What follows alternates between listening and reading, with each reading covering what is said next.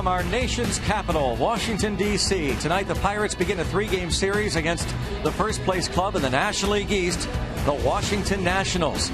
Pirates lost the last 2 games in Detroit against the Tigers interleague play, so it's good to be back to real baseball. Greg Brown and Bob Walk, the National League baseball between the Pirates and the Washington Nationals. And good to see the return of the Pirates' second baseman and cleanup hitter tonight. Bob, Neil Walker makes his return. Yeah, Greg, it just wasn't realistic to expect the offense to keep picking up the slack. You need to get, some of our middle-of-the-lineup type hitters back in this lineup, and it's going to be great to see Walker hitting cleanup this evening. Hopefully, he'll be able to pick up right where he left off and be slamming that ball up the alleys and over the fence. It might be a little bit of rust. Let's hope it's not too much. The good news that Walker was being very, very cautious about that back tightness. Want to make sure he was 100%. Said he feels good. He's ready to go tonight. Also ready to go. New addition to the Pirates bullpen. Former closer for the Milwaukee Brewers, John Axford. Well, this has to help the bullpen. I think we have seen that it's a little thin out there in that 7th inning, 6th inning area.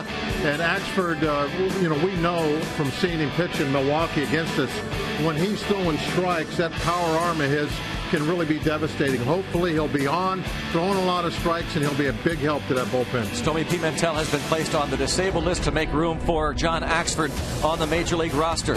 It's the Pirates and the Washington Nationals, and a guy looking for his first win since July 2nd. Charlie Morton takes the hill. The Pirates and the Nats from D.C. coming up next.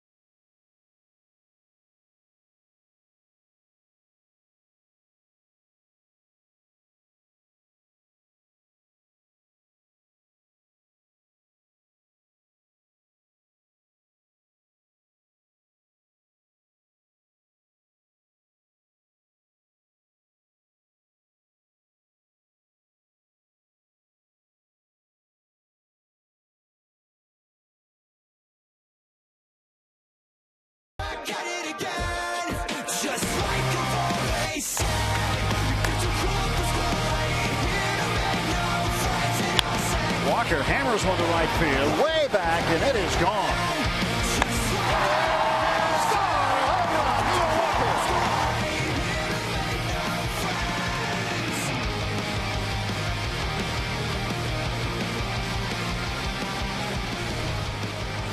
Back at Nationals Park here in Washington, D.C.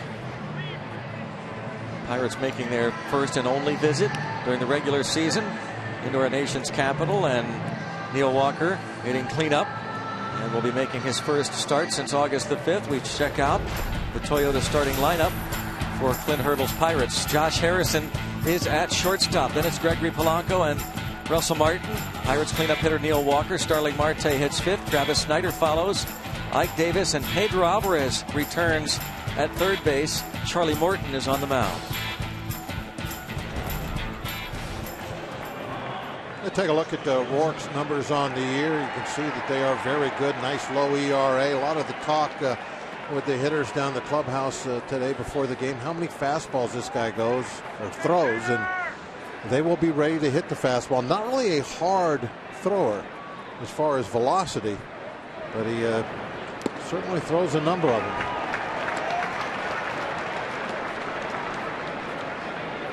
Tanner Roark from Wilmington, Illinois. What a story he's become.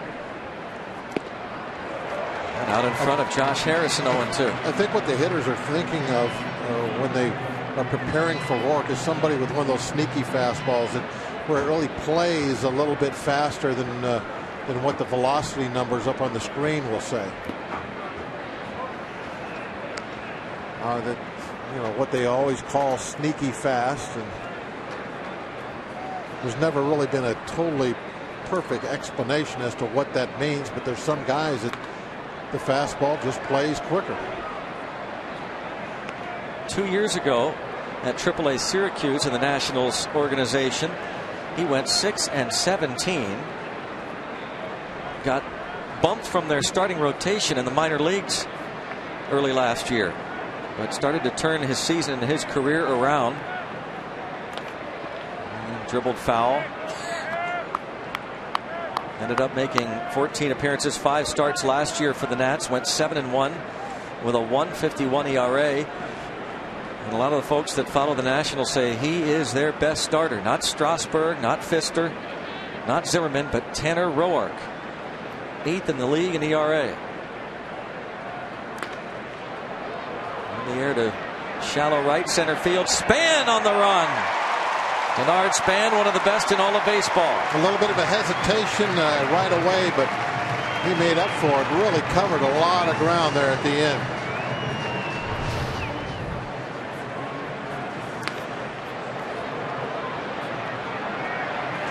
You can see where he just waited maybe a 1001 before he took off, but used that speed to come in there and end up making a nice little running catch. Ended up not being all that difficult.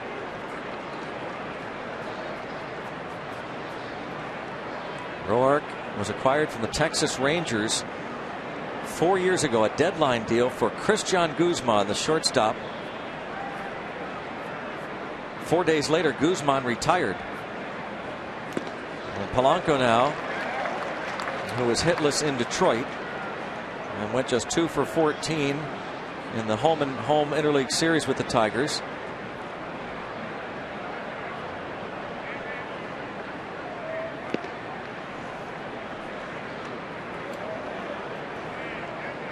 One and one.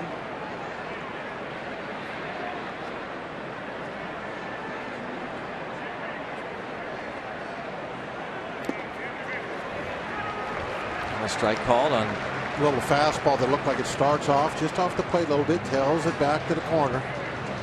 And he just uses that fastball just to kind of pick back and forth, in and out, up and down.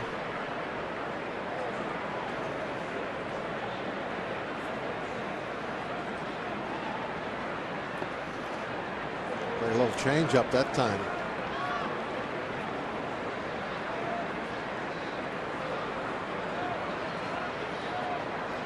A 2-2 count on Polanco just underway here at Nationals Park. A look at Roark, and then inside the Pirates dugout, Travis Snyder watching closely. Oh, he's very interested to see how Roark is going to pitch to Polanco. He's going to see the similar type style, you would think.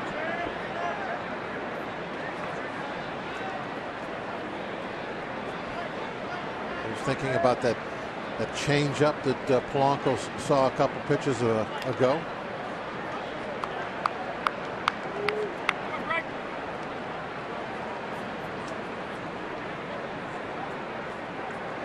Walker and Snyder going over a scouting report.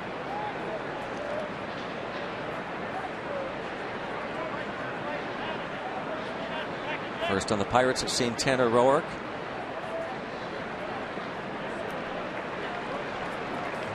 An early battle here between Gregory Polanco and the National starter. Roark has walked 33, struck out 112 in 148 innings. He's given up just 11 home runs.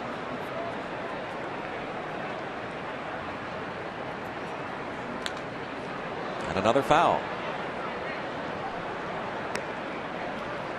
Now that pitch, Greg, was fastball, not a whole lot on it, pretty much right down the middle, but it gets fouled back in a 3-2 count. I think that right there kind of shows you how it plays with a little bit more velocity than what it says on the screen he's throwing. A nice job there. 9 pitches thrown to Polanco, and he draws the walk. The Nationals are solid defensively. We saw Denard Span make that running catch. Bryce Harper is in left. Rookie Michael Taylor is in right field. This defense brought to you by Volvo.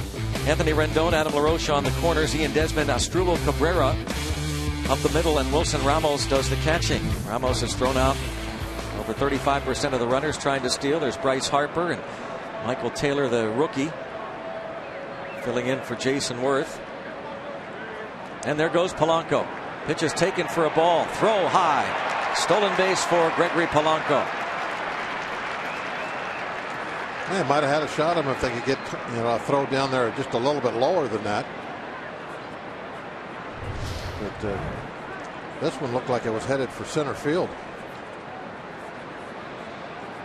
Well, good thing Polanco didn't get hurt when Cabrera came down right on top of his shoulder. I saw that from Josh Harrison recently. The middle infielder falling down on top of him. 12 steals with the Pirates for Polanco. Now Russell Martin, who has an 11-game hitting streak going, takes ball 2.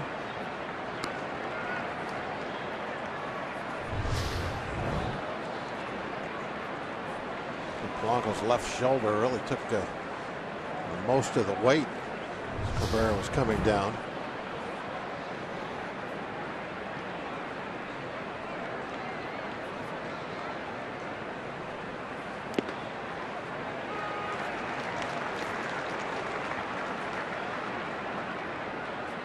Russell Martin hitting .341 during this 11-game hitting streak.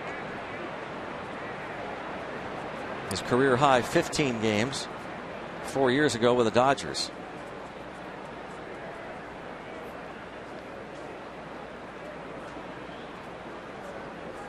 A little concern about Polanco. Yeah, this is the situation where you want to pay the most attention to Polanco when there's one out. That's when base runners would love to get to third base, because that changes the way the infield's going to have to play, the way the pitcher's going to have to work the hitter. They get over there with 2 outs, it really isn't that much of a difference.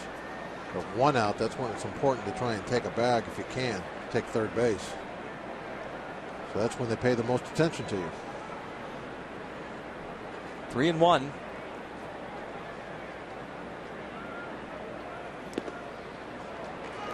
Gets the strike called in the inside part of the plate. It's full on Russell Martin. He has 47 runs batted in. He went 3 for 5 against the Nationals earlier in the year. The Nats were in Pittsburgh for a 4-game series. Pirates won 3 of 4. Roark did not pitch in that series. Full count now.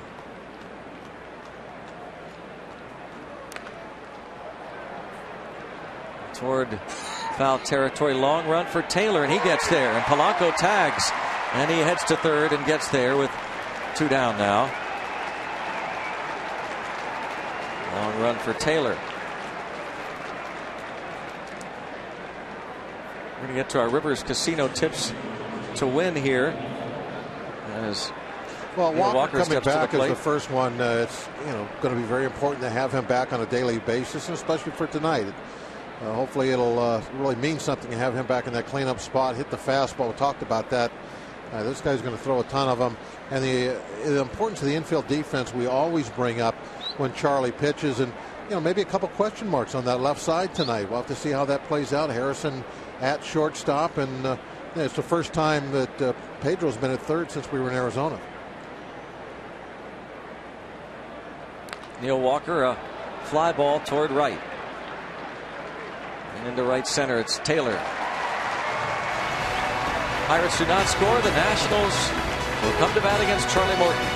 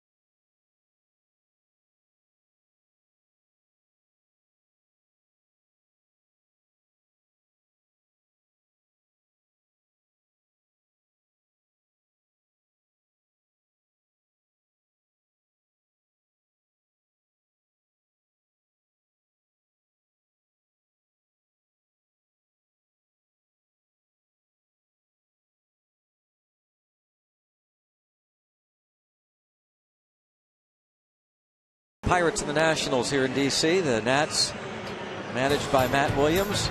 This is the Honda lineup for Washington. Denard Span, Asdrubal Cabrera, and Anthony Rendon. 82 runs scored, second most in Major League Baseball. Adam LaRoche will follow. Ian Desmond and Bryce Harper. The catcher Wilson Ramos, Michael Taylor, and the pitcher Tanner Roark. Well, let's take a look at Charlie's numbers on the year. Really kind of a misleading win total, just 5. He's obviously pitched better than that with the 3.62 ERA. He's given up a lot of unearned runs this season, and that's, I think, at times been a little bit of an issue. And also, one thing that crops up every now and again is a little bit of wildness right at the wrong time. It usually comes in an inning where somebody puts up a crooked number. He needs to stay away from that.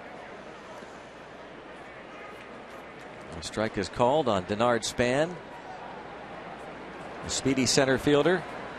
23 steals, caught just 3 times. 137 hits, tied for 4th in the league.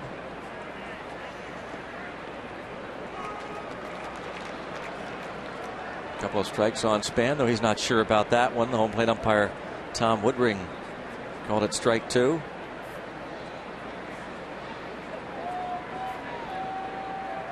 Pitching coach Ray Searich watching closely.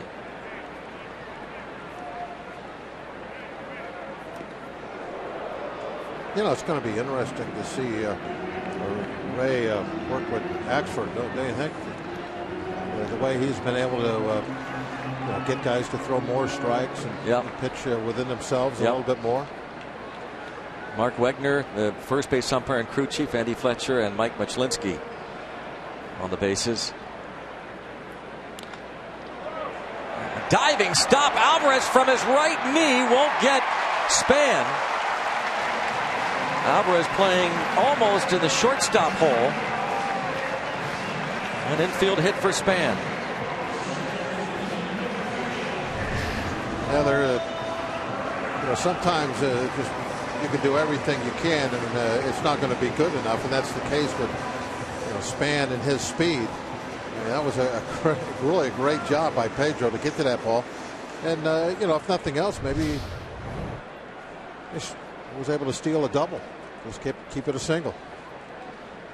Of course, everything that Pedro is doing over at third base now is going to be under a microscope. Here's the former Indian Asdrubal Cabrera. Shows bunt, takes ball one.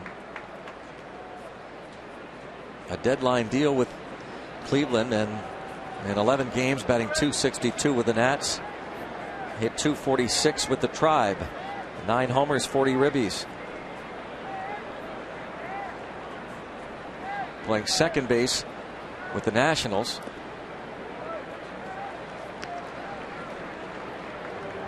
General manager of the Washington Nationals, Mike Rizzo, has also been under a microscope.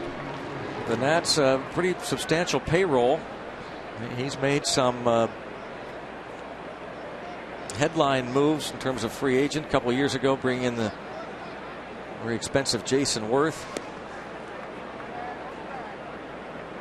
Somewhat controversial. Has had some big #1 picks, of course. Steven Strasburg and Bryce Harper. The man on deck, a first rounder 3 years ago, Anthony Rendon.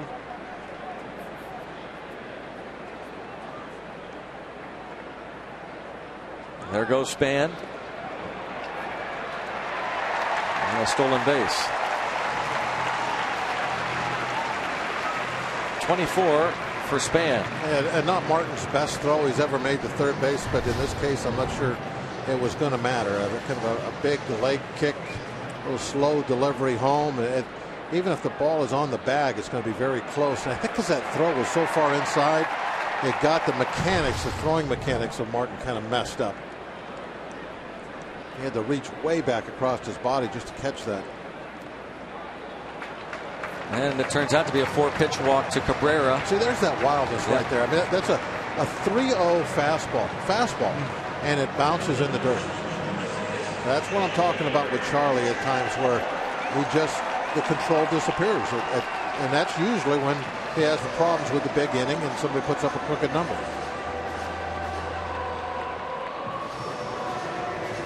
Hey, 3-0. What are you trying to do? You're just trying to throw a strike. 3-0. So if you're throwing a fastball and all you're trying to do is throw a strike and it bounces that badly, boy, what's that say about your control, at least on that one pitch? Let's hope it's not like that, for the evening. And now the runner breaks for third. Martin's throw is right on the money. The runner at first doesn't break for second, so Span is out at third base. Span got a little greedy. We talked earlier about when you want to go. With one out's when you want to steal. You never want to make the first out or the last out of an inning at third base. One of those little baseball rules. Well, he just broke one. He was in scoring position with nobody out, and he takes himself out of there with the steal attempt. Now, that was a great throw by Martin. Good tag by Pedro. Put that glove right underneath the cleat. In the old days, you kind of go with a real quick swipe tag. You can't do that anymore because they'll review it and they'll say, "Oh, he missed him by a half inch."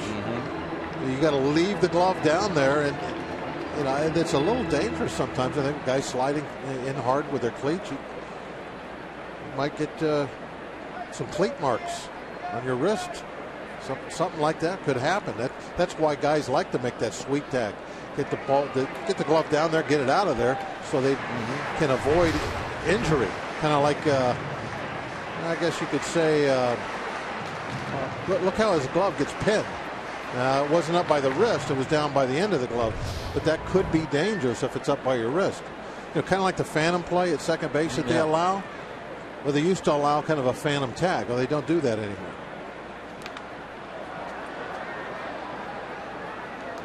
They'll review it, and they'll get overturned if you miss.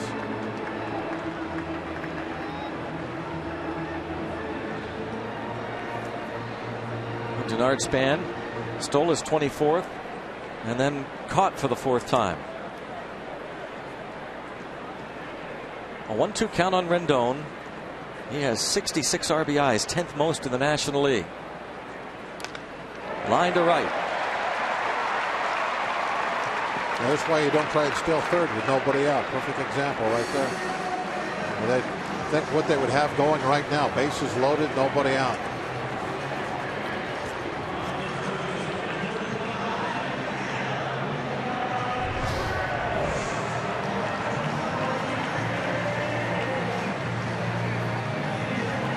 right down the bottom of the strike zone. Hit that line drive to right. Hit it well. I mean, just a one hopper. Quickly got out there to Polanco. Adam LaRoche, 17 homers, 62 RBIs on the year. 3 for 9 in his career against Morton, whose fastball misses low. You look at his on-base percentage, his slugging percentage. He's having a fine season.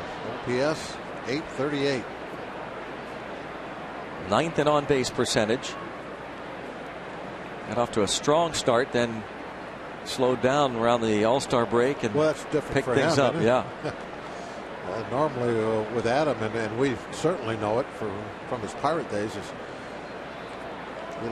he will start ice cold and then pick it up when the weather warms up. In his 4th season with the Nationals.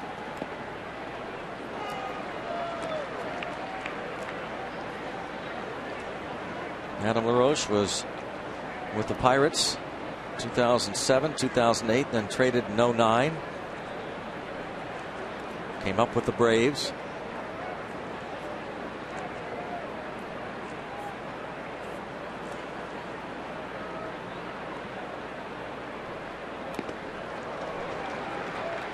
Came up empty there, that fastball.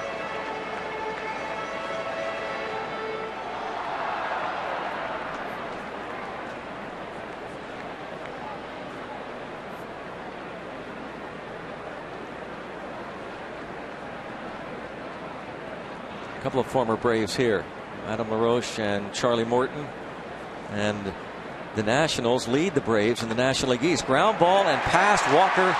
It is 1-0 Washington. Adam LaRoche brings home Cabrera.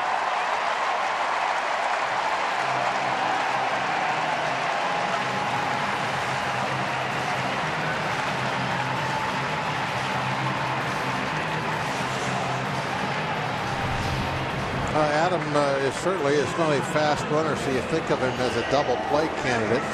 You want him to put the ball on the ground, and that's so close to being a 2-hopper right at Walker, but instead it's a 2-hopper, maybe 4 or 5 steps to his right, gets through, and there's nothing more than just a run-scoring base hit instead of that double play ball.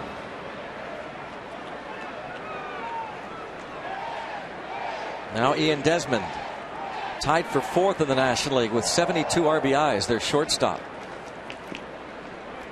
Nationals coming off a sweep of the New York Mets in New York. A road trip that started in Atlanta. They dropped 2 of 3 to the Braves. So again, Matt Williams' club leading Atlanta now by 6 games in the East.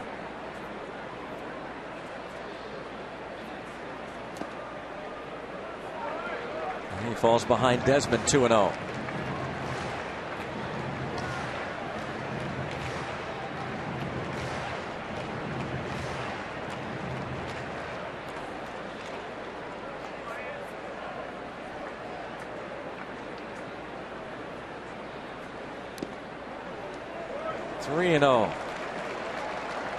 Russell Martin going to go out toward Charlie Morton, whose last start was against the San Diego Padres, the worst hitting team in baseball, and he gave up 5 runs in 5 innings. Awfully close. Not getting any calls on those 2. You would hope one of them might get a called strike.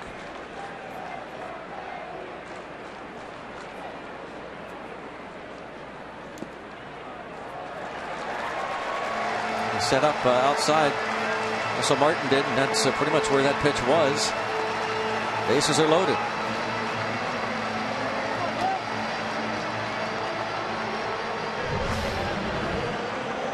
Yeah, watch where this one hits.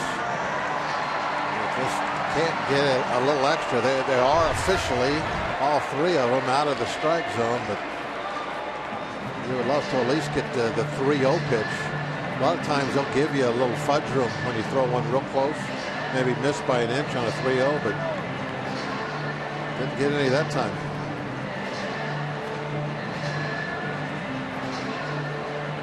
And Martin looked like he was saying something as he got back. But you can talk all you want. You got to get the calls. Here is Bryce Harper.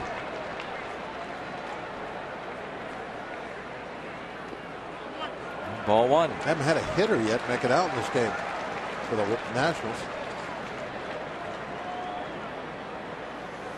3 homers over his last 8 games.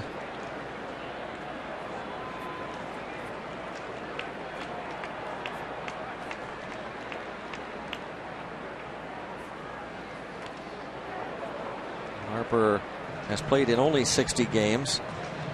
Like last year, he's been bothered by various injuries. Missed 57 games after injuring his left thumb 3rd week in April. Ended up having surgery.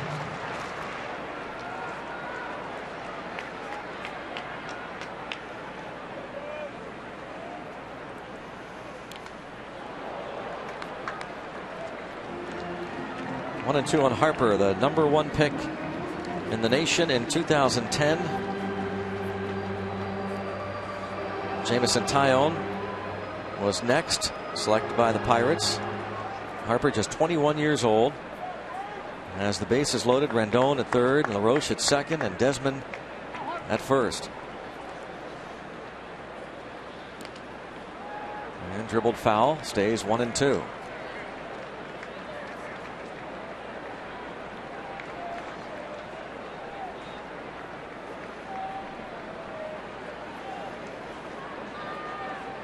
Harper was hurt and was not involved in that series at PNC Park in May, where the Bucks won 3 of 4. Charlie Morton, one of his 5 wins this season, came against the Nats on May 23rd. He went 5 2/3, gave up a run on 5 hits.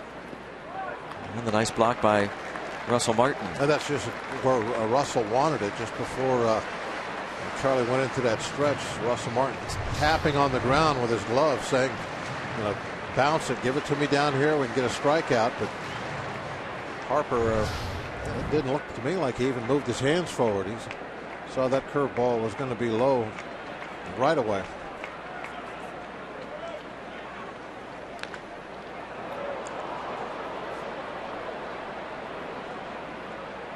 Got him pretty good. Still 2 and 2.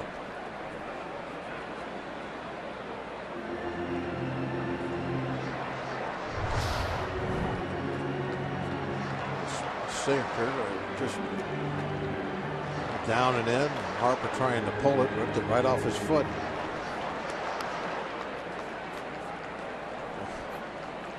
Hit it flush. I mean, the ball's coming off the bat probably close to 100 miles an hour and right down on the foot.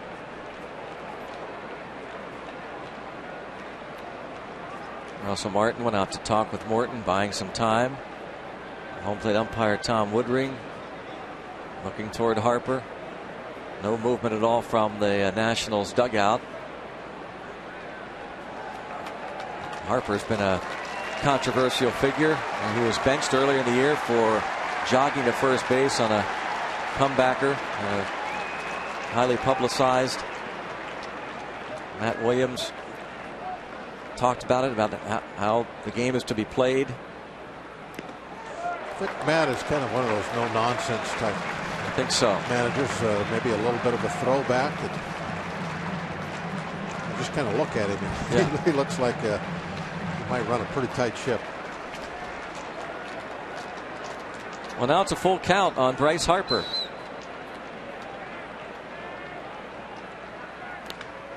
And it stays 3 and 2. A laborious first inning. Charlie Morton has thrown 29 pitches.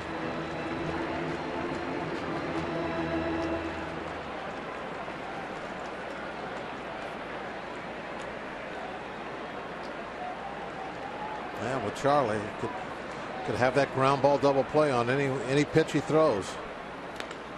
And into right center field. It is 3-0.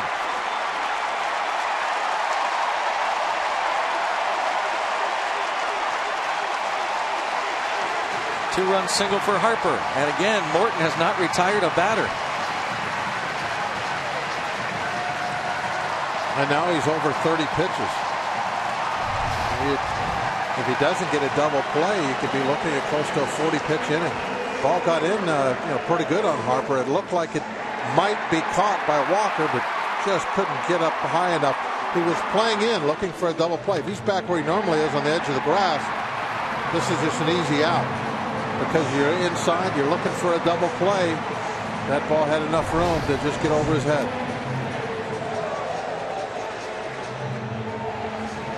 Ray Searage is out. Trying to make, just kind of settling down, saying, okay, there's nothing you can do about what has just happened. He looks like he's not missing any words either. Well, you can't do anything about it. It's over with. Now it's time to get out of this mess. Go back to the dugout. Hopefully it's just a 3-run deficit. You still have the entire game to play. Now Ray Searage is barking at the home plate umpire. We never see this from Ray Searage. Well, remember how close those pitches were earlier. And I'm thinking that maybe Russell Martin at some point out there told him, we should have got one of those called our way. Yeah, I don't think I've ever seen Ray ever out on the mound get into anything with the umpire until just now. You could see he was just waiting for Tom Woodring to come out to break up the discussion so that he could give Woodring an earful.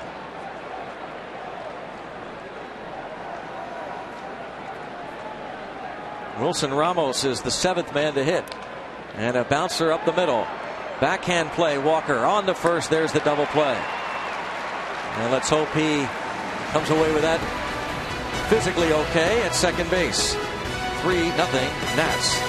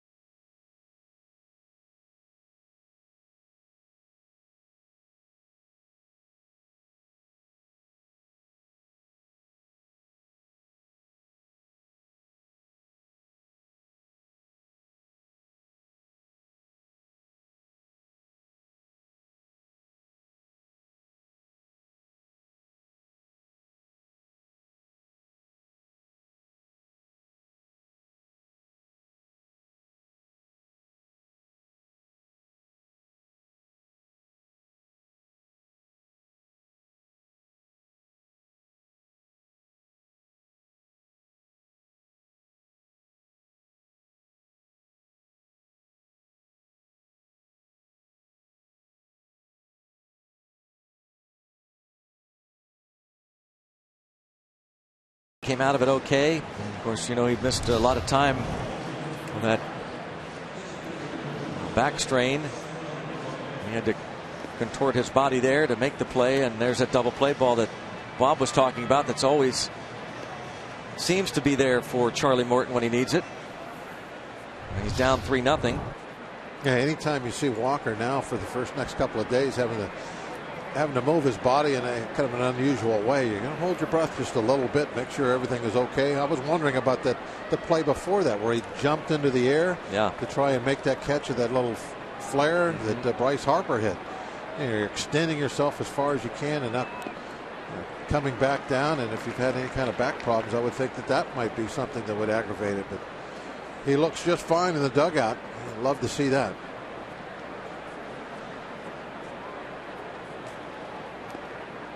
Now the Pirates have to go to work down 3 to this tough right-hander Tanner Roark, and Starling Marte, who was 1 for 4 yesterday and 4 for 14 in the series against the Tigers. 1-2.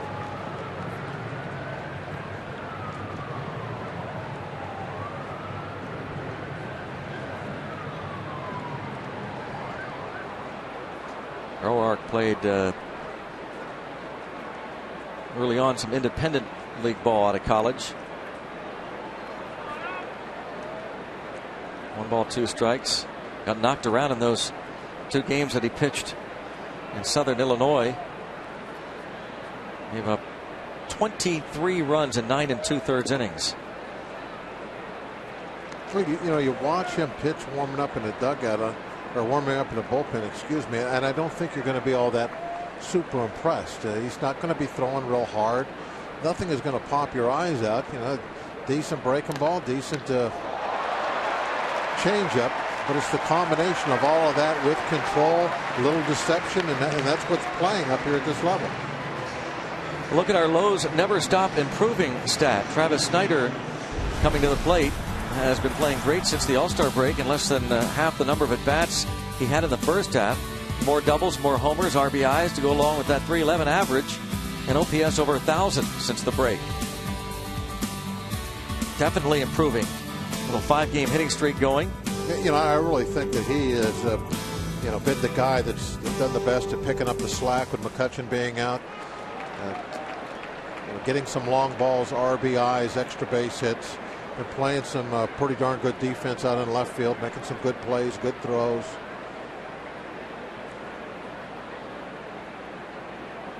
And even before that, his pinch hitting coming off the bench has been just amazing this year. He's doing a great job in that regard.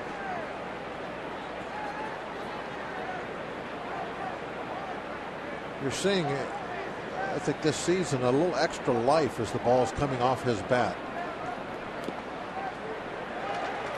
It's not just a flare base hit here or there. He's driving the ball, even opposite field, driving the ball hard up into that opposite field gap, getting some home runs to left field.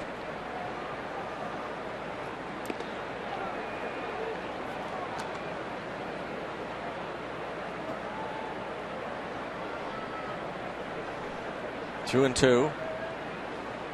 Pedro Alvarez in the hole.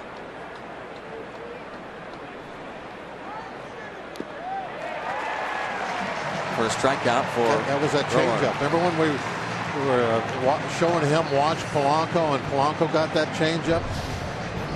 And I said, now that's what the left-hand hitters are going to look for. When does he throw his changeup? How good is it?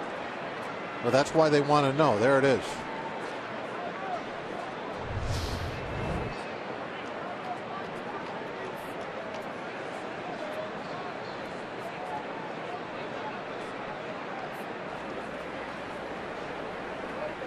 Mike Davis 0 for 2 with a walk yesterday.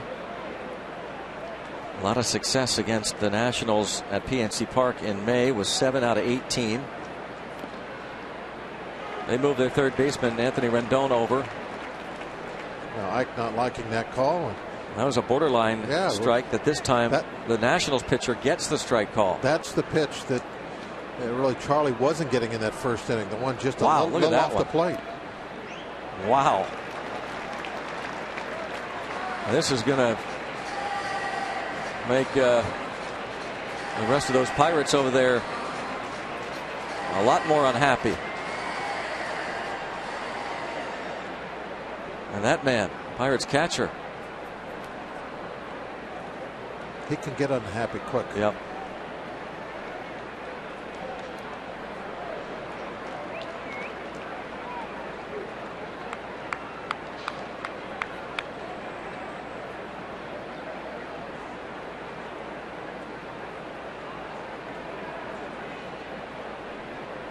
Oh, 0-2.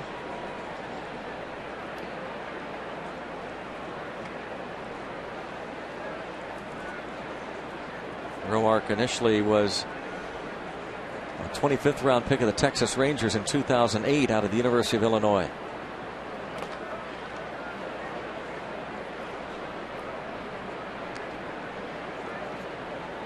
Stays 1-2 on Davis with 2 outs, nobody on in the second.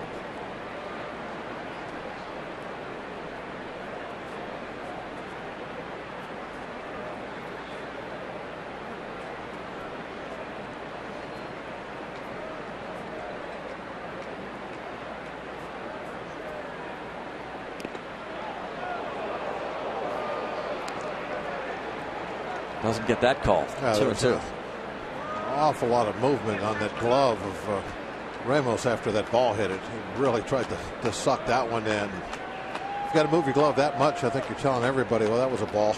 See that number 6.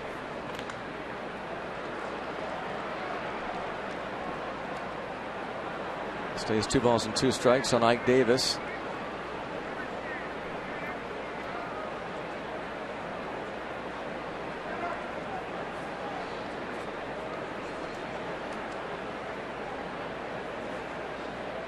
Lefty's hitting only .219 against Roark. And past the shortstop Desmond. 2-out single. The first hit for the Pirates belongs to Ike Davis. Ike just kind of battle up there as always, sees a lot of pitches. He got himself into a little bit of a 2-strike mode. Just stay inside the ball, get it put in play, and was able to find a hole out there. Something that Nationals were able to do a couple of times. Well, now let's watch this at bat. Pedro Alvarez 0 for 4 yesterday. 2 strikeouts, 1 for 8 in Detroit. Struck out 5 times. There's a first pitch strike. Detroit had a real tough time with the changeups. We'll see if they go changeup with him a couple of times here, maybe.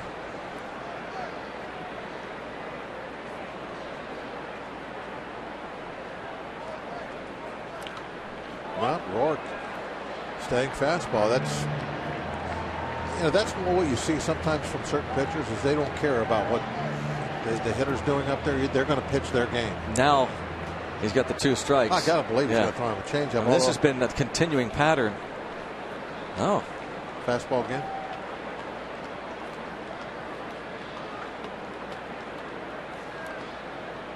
But what I was going to say is you could see by Pedro the way he's swing at that other fastball and this one right here, he's not committing to the fastball. He's concerned with that changeup. And that's what you do. You read the bat. You can tell what the hitter's trying to do. And the first couple swings here now, Pedro very defensive. He's not charging out, hunting fastball. Man, couldn't hit the changeup anyway.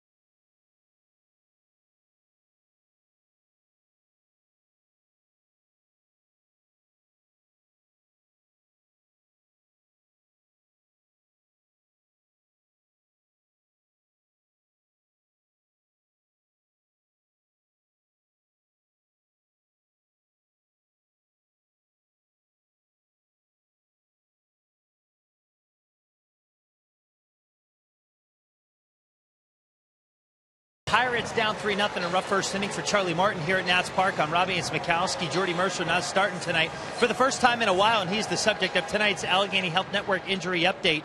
And I asked Mercer about it today, and he told me it's about the same as it was when he exited yesterday's game in Detroit, Greg and Bob.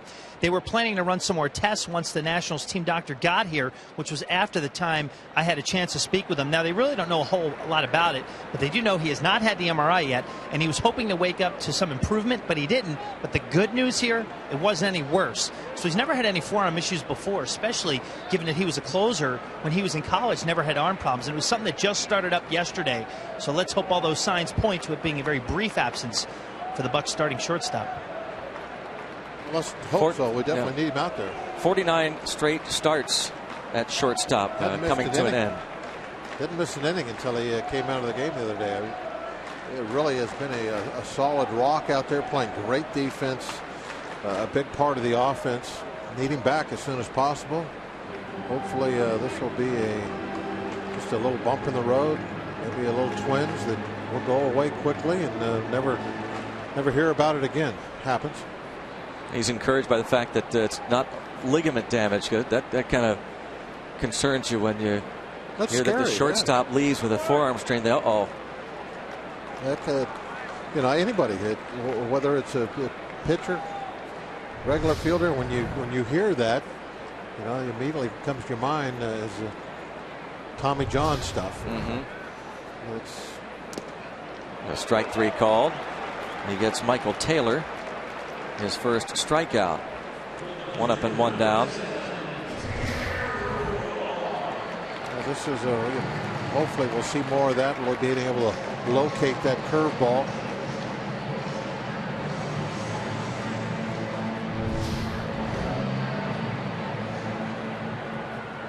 So with 1 away, it's the pitcher Roark, who has 5 hits and 45 at bats.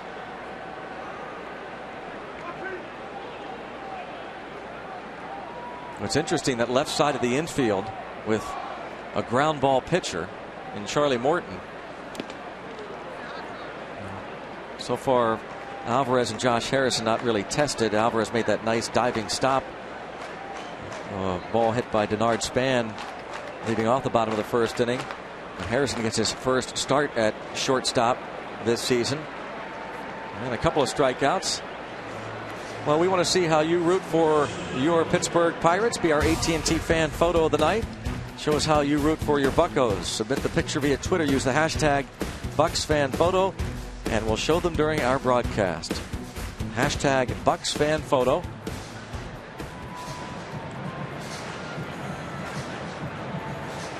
A lot of Bucco fans once again here in our nation's capital. Yeah, always a big contingent coming down from Pittsburgh when we come here to Washington.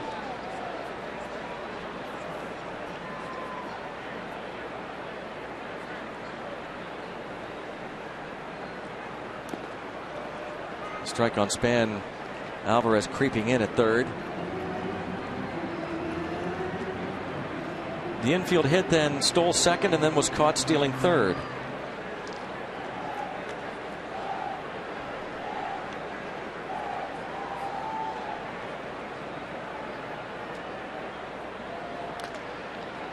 Bounce to second. 1-2-3 for Charlie Morton. Through 2 innings, 3-0 Washington.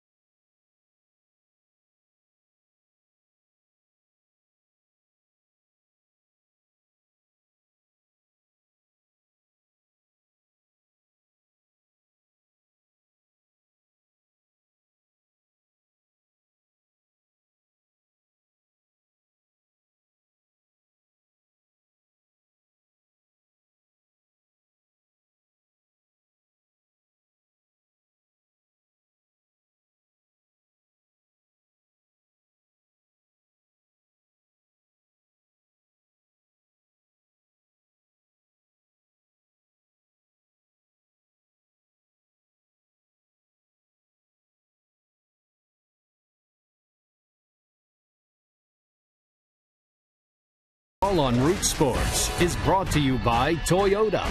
Now's the time to go places with Toyota. Visit buyatoyota.com for special offers. And by PNC Bank for the achiever in you.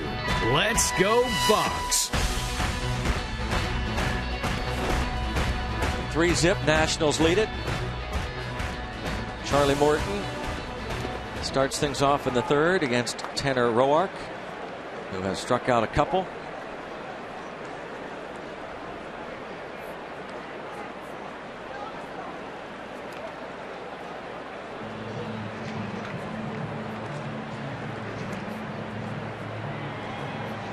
Roark said conversation that he had with his manager at AAA Syracuse, Tony Beasley, the former Pirate coach, Pirate minor league manager, their pitching coach down at AAA.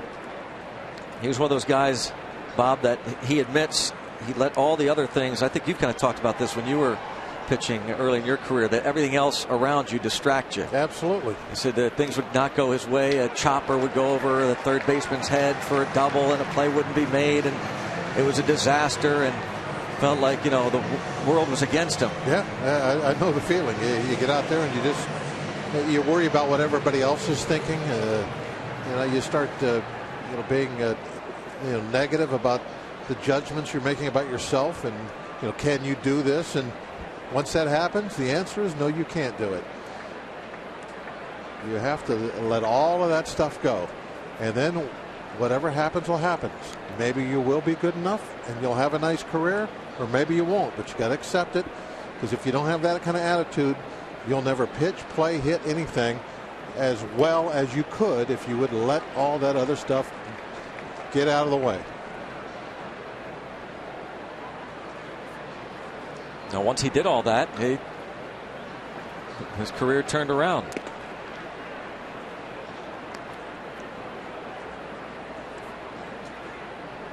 Josh Harrison fly to shallow center field, leading off the ball game. Jay Hay is second in the National League in hitting.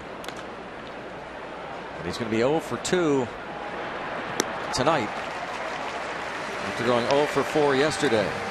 2 up and 2 down for Roark. Junior Achievement of Western Pennsylvania has created a grown-up version of the Golden Ticket by assembling a sports prize package perfect for Pittsburgh sports fans. One winner gets 2 home season tickets for all Pittsburgh sports teams: Pirates, Steelers, Penguins, Pitt basketball, and more. All proceeds benefit the Junior Achievement Program. To learn more, go to showclix.com. That's showclix.com/event/PGH Golden Ticket.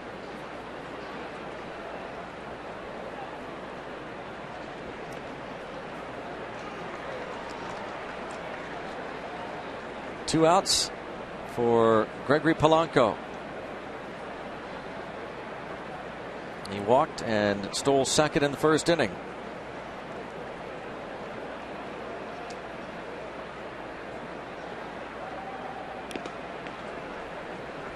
The Atlanta Braves are hosting Oakland in an interleague series this weekend. It's 0-0 in the second, and then those Braves will come to Pittsburgh for a 3-game series that starts Monday night at PNC Park. Hope you'll make your plans to be on hand for what could be a very important series. The Braves are 3 back of the Pirates for that second National League wild card playoff spot. There you see the current standings in the National League East.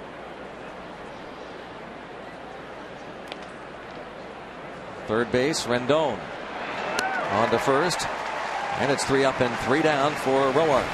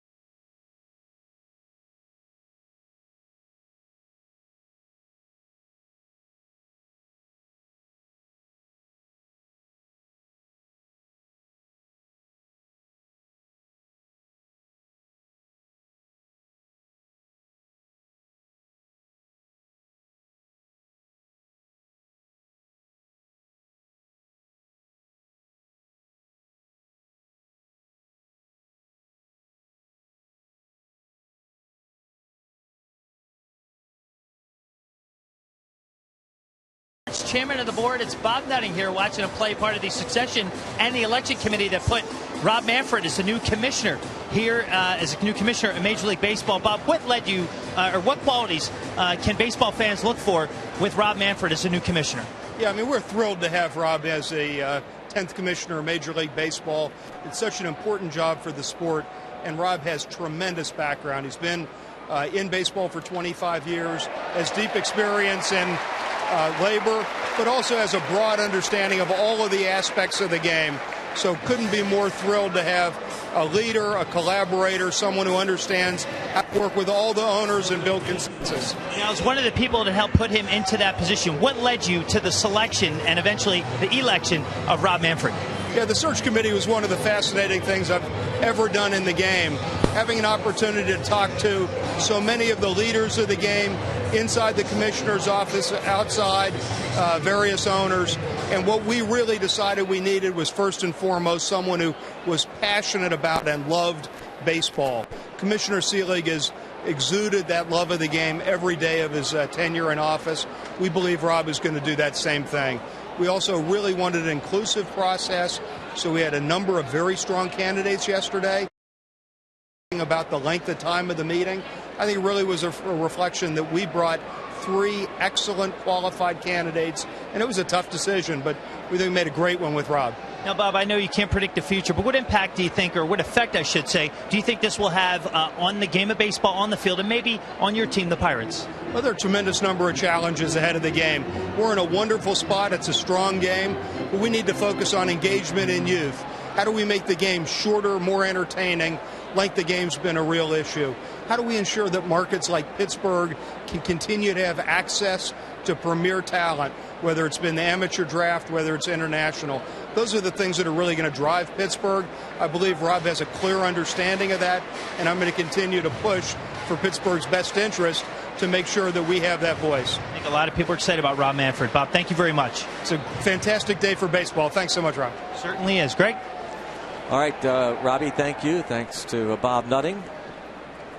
As Anthony Rendon steps up to the plate with a runner at first and nobody out. Rendon single to right field in the first.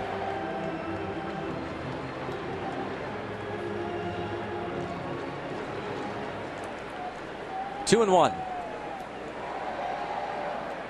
Now we're back into that part of the lineup that gave Charlie that hard time in the first inning.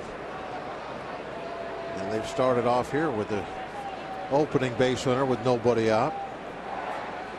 Charlie might have to end up working hard again this inning. And something you really don't want to see because he's closing on, pushing up toward 50 pitches already.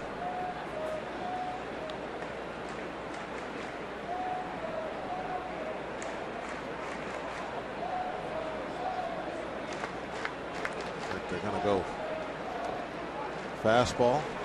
Yeah, that's probably the 3rd or 4th fastball that I've actually looked up at the velocity, Greg, and I've seen 89. Yeah. Beside the fact that he kind of had some problems with the control in that first inning, it looks like the velocity isn't where it normally is. 89. That's kind of a red flag almost. We'll have to I think it is. That's not. Now I know this year he hasn't been throwing as hard as years past, but still, he's a guy that should always be in the low 90s. Right. 91, 92, right. 93, right in there. I mean, every fastball should be in that area. I don't think we're going to see the days like when he first came over here and he was throwing the ball 95, 96, with that same hard movement. But still, in the 80s, I don't think that's Charlie. Maybe he's taking a little off, maybe trying to aim it a little bit to make sure he gets it in there for a strike. It's a possibility when you see the velocity come down a little. 84, I think that's just one of the splitters. I don't mean to make it a snide remark after you say that, but okay. But you will. I'm going to. He's fallen behind guys and he's walked 3. So if he's taking a little off to throw strikes, it's not working. Well, yeah, but he's trying. I know, but that's I think even more of a concern then. So we we will definitely be watching this. There's 91. Yeah, if he stays at 91, that's okay. First inning was about 92, 93, and even a 94.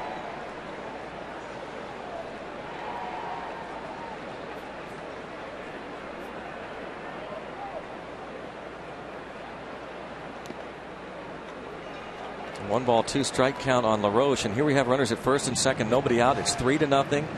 Tanner Roark pitching extremely well, and it is imperative that Charlie Morton gather himself here and get these outs. Can't fall further behind.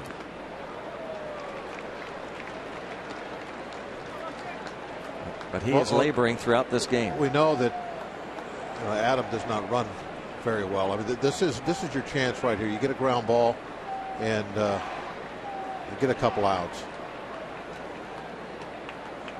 See the coaching staff looking on in the background. He is dangerously close to walking the bases loaded. Or getting a double play with one pitch. That's right. That's what it is with Charlie. And a base hit to left. Another run will score. It's 4-0 Washington. That was a good job hitting for LaRoche. And I mean, he knows that he's a double play candidate. And he's got the whole infield open on the left side, so that's where he goes with that 3-2 pitch.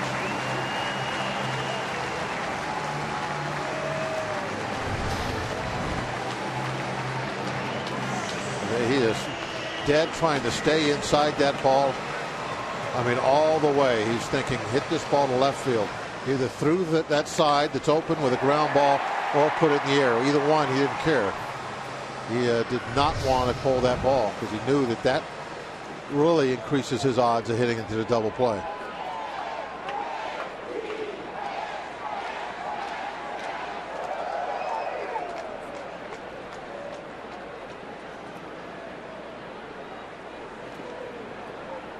In the dirt. Fastball. In the dirt. That's not a breaking ball that he's throwing down and away outside in the dirt. That's a fastball. I mean, Charlie has really struggled, I think, with his control tonight of the fastball. You see a breaking ball will bounce out there sometimes.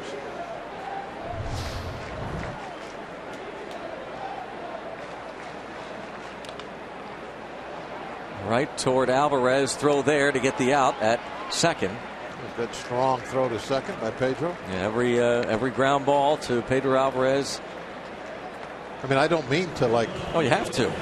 It's just the way it is these days. Make an observation about every throw he makes, but of late that has been an issue, and I guess we have to look at it. But real quick, no hesitation, fired it right to Walker to get that lead runner.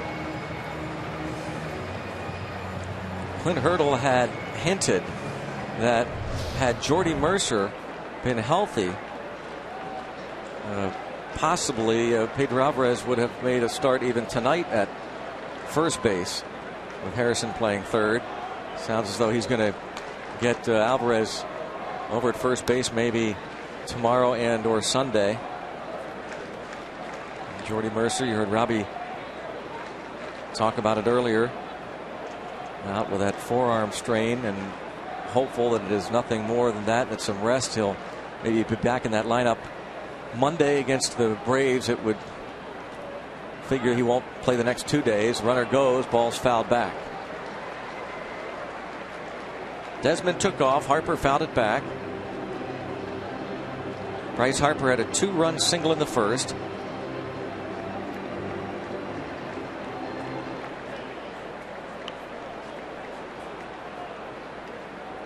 Rookie of the Year 2 years ago.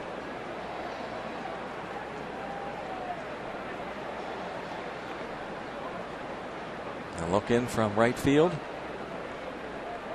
An 0-1 count on Harper. First and third. A run in, 1 out.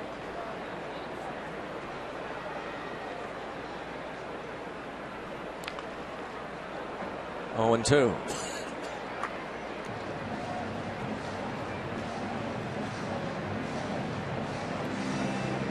They don't have Jason Worth. They don't have Ryan Zimmerman. Worth might be able to play tomorrow. Could pinch hit tonight. Zimmerman is on the DL. Anthony Rendon at third, has been playing third base. Desmond over at first.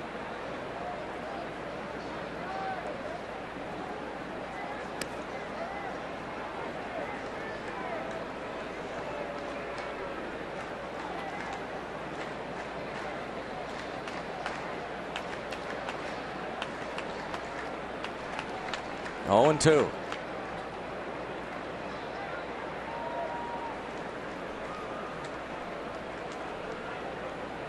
Now Harper had called time as Morton was taking his time. That might have been Russell Martin. I saw Russell raise his hand up. I think maybe he wanted to go through the signs again. Wasn't quite sure that they were on the same page. Harper didn't want to, but offered. Second out. Third strikeout for Morton. Well, Morton doesn't get a lot of upstairs strikeouts with his fastball, but this was planned. You can see the high target. A good location on that fastball. He threw that one exactly where he wanted to.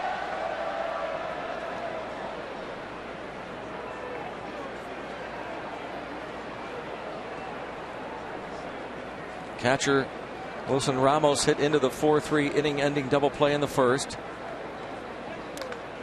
Headed up the middle and a base hit, and it's 5-0.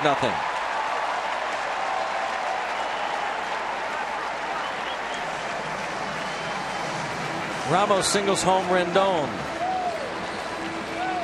And for the second consecutive start, Charlie Morton has given up 5 runs.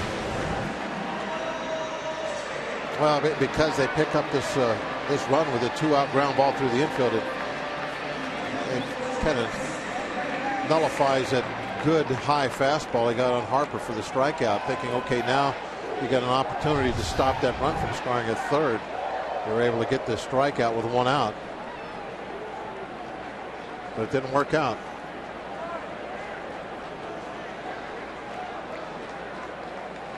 Charlie's thrown over 60 pitches now to get through the first 3 innings. 5 runs, 7 hits. He's walked 3.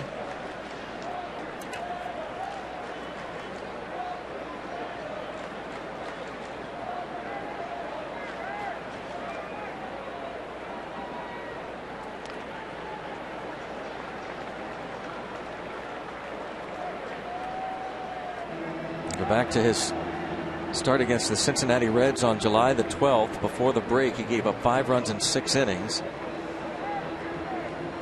And then strong start against the Rockies, 2 runs in 7 innings, but then gave up 4 runs to the Rockies in 6 innings, 4 runs in 5 innings against the Giants.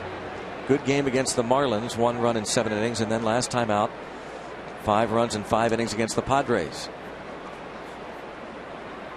Glenn Hurdle wants to get somebody loose in the bullpen. I like the 2-0 visit there by Russell Martin. A lot of catchers, you'll see him make that visit on a 3-0 count. They'll say, oh, timeout, I got to go out. 3-0, it's so tough to get back into the at-bat from 3-0 for a pitcher. But 2-0, there's still wiggle room to get back in there, make some good pitches. That's when you want to make that visit to kind of calm everything down, break any negative momentum. Broken bat. Morton let the ball go, and it rolls to Neil Walker for the final out. But 2 more runs in, and it's 5-0 Washington.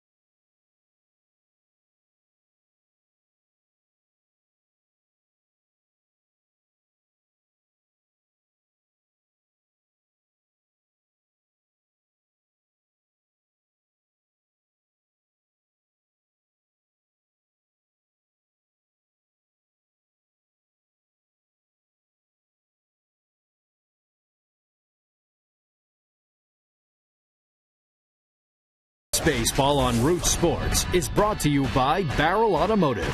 We're driven to be better. And by Levin Mattress, located in all Levin furniture showrooms and freestanding stores. Let's go Bucks! 5-0. It's a beautiful night in our nation's capital. But the Pirates are trailing 5-0 on a rough start for Charlie Morton.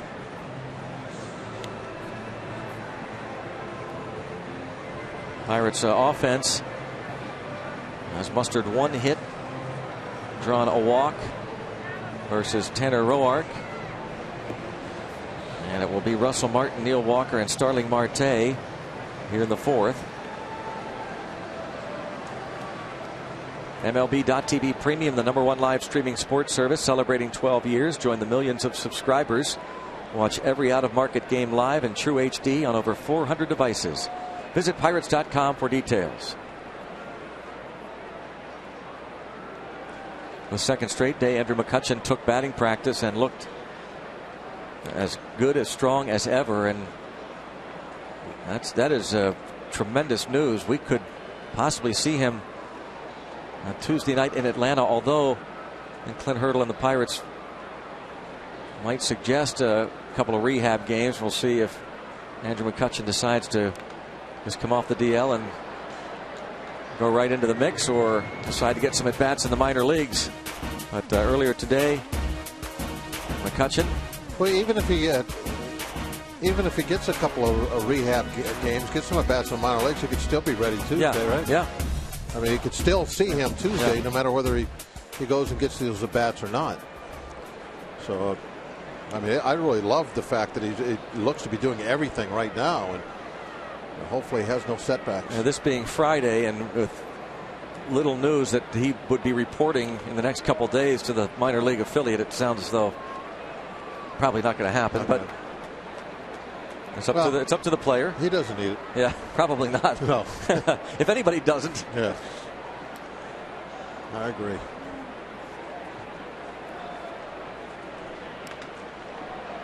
Fly ball to left. Bryce Harper, routine play.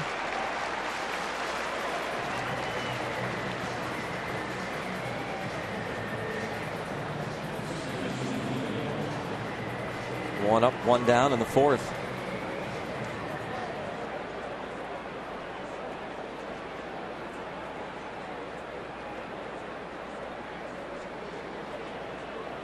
You think about Doug Fister, Jordan Zimmerman, Steven Strasburg, Gio Gonzalez.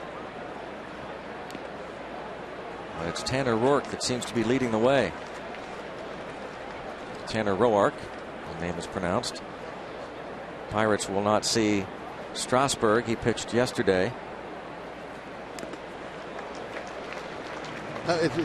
You look at that and you see, okay, there's 91, and it's pretty much middle of the plate, elevated just a little bit, but still in the strike zone, and you don't get any contact. That is, when you see that, that's what players call the sneaky fastball, and that is certainly what Roark is showing at this point.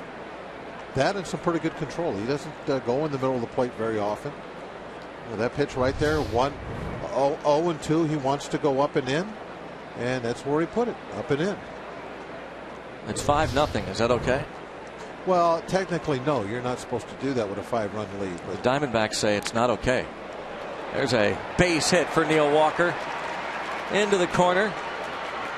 Walker into second base with a double. Yeah, that's what we're looking for from Neil, that, get those doubles, get the extra bases, get the home runs again out of that cleanup spot. Second at bat after being back, he rips one down the line. Now this one's right down the middle. Looks like a breaking ball. It was a curveball, and he just left that right in the middle of the plate.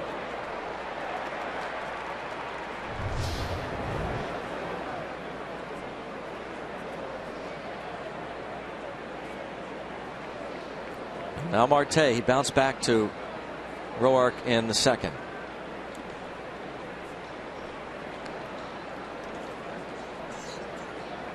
Another start in center field with McCutchen out. He has hit safely in 8 of his 10 games since coming off the disabled list. And a fly ball hit deep to left. Harper will just turn and watch. Cannonball coming. A bomb for Starling Marte makes it 5-2.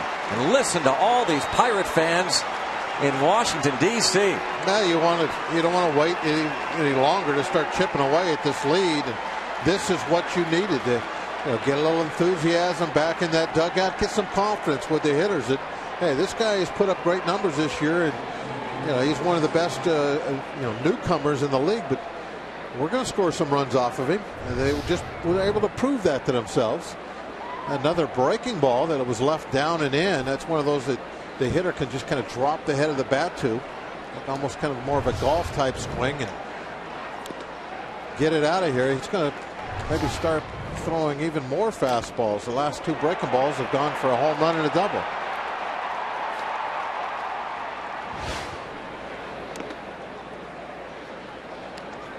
One ball, one strike on Snyder. Marte with his 6th home run of the season.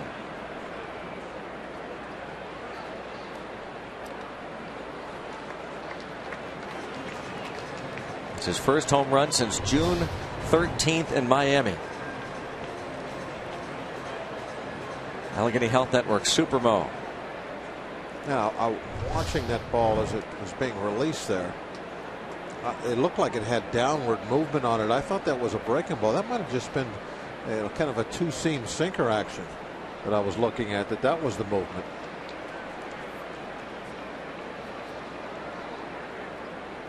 It certainly didn't have breaking ball spin on it as it was going home.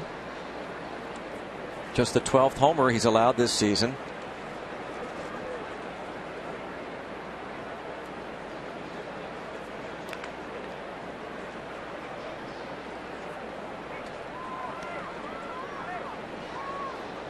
He struck out Snyder in the second. Snyder has hit 3 home runs in his last 4 games, driven in 7.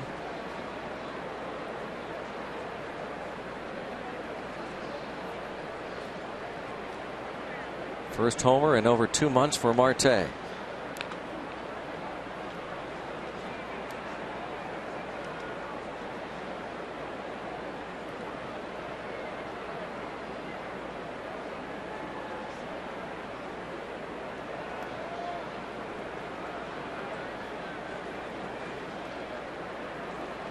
a full count after Martin flied out to left. Neil Walker doubled to right.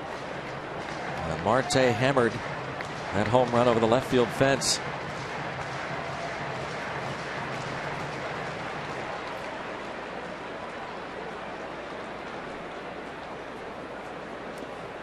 Nice AB again for Travis Snyder.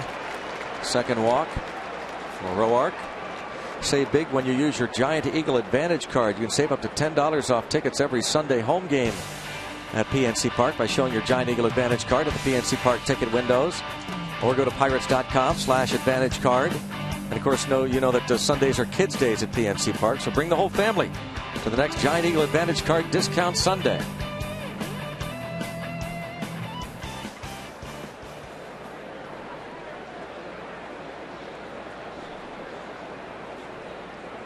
Well, when Marte hit that home run, you just see all the black and gold around this stadium stand and hear them applaud.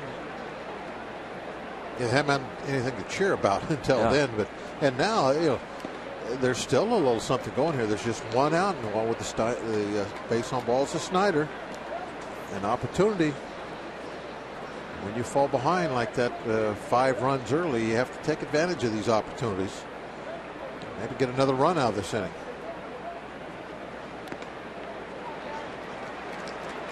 2-0 on Ike Davis. With action in the bullpen right now, it could definitely be that Charlie will be done. Get a couple more hitters up. Pedro on deck, and then the pitcher spot.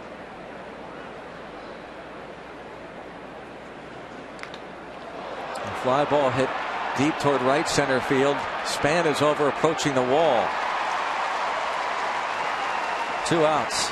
Davis gave it a ride.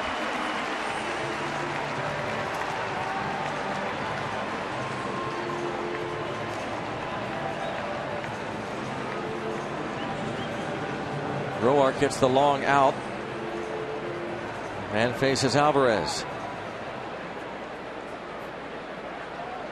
And he struck out Alvarez on that changeup after he got ahead with some fastballs.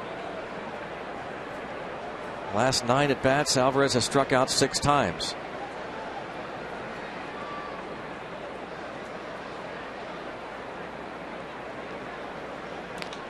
Hits this one toward the right center field gap, and nobody's going to get to that one. Toward the wall, Snyder going to be waved home. Here comes the throw toward the plate, and Snyder is going to be safe as the ball's dropped by Ramos to make it 5-3. Yeah, Pedro, you got to get him back in there, because these are the kind of things that we know he's capable of doing. The home runs, the extra base hits. He's the strongest player at the plate we have as far as the power. I mean, he could just absolutely pound it at times. And he takes an outside fastball. That's what was called. That's what was thrown. But he went out and hooked it into the gap and got it out there deep enough to the warning track to score Travis all the way from first. And if Ramos holds on to it, Snyder's probably out.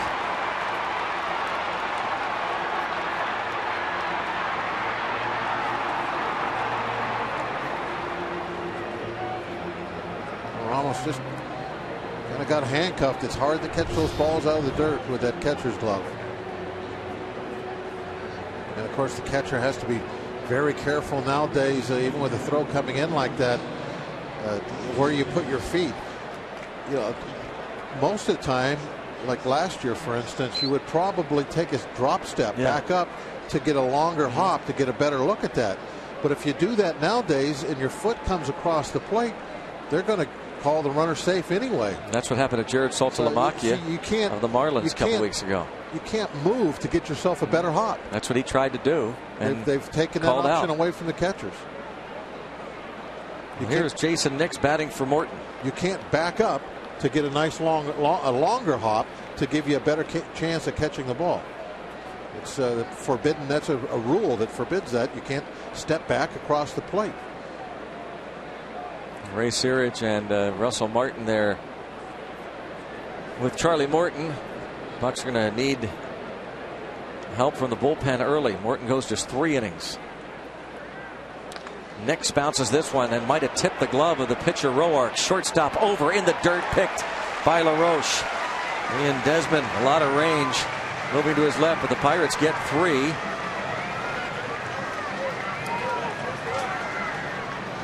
Starling Marte hit the 2-run homer after Walker doubled with 1 out. Then Snyder walked, and Pedro Alvarez picking up RBI number 50 with a double to the right center field gap. Makes it a ball game again.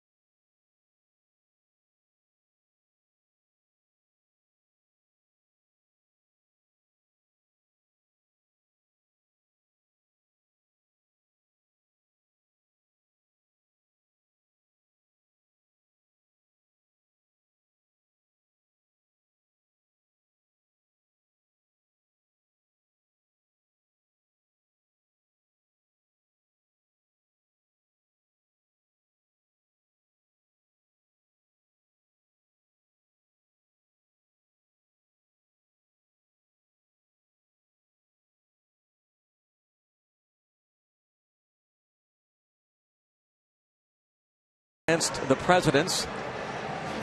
And we had some this was a tough race.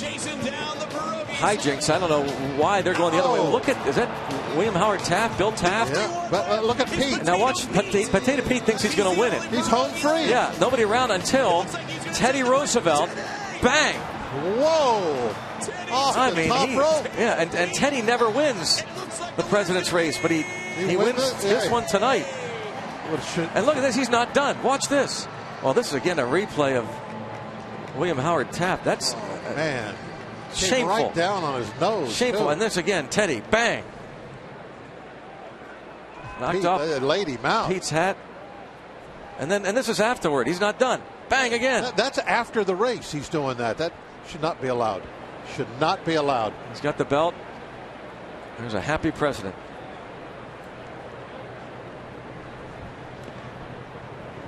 Here's the pitcher Roark against Jeanmar Gomez.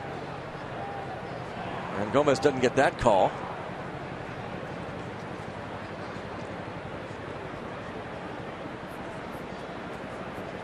Remember, the bullpen looks a little different today.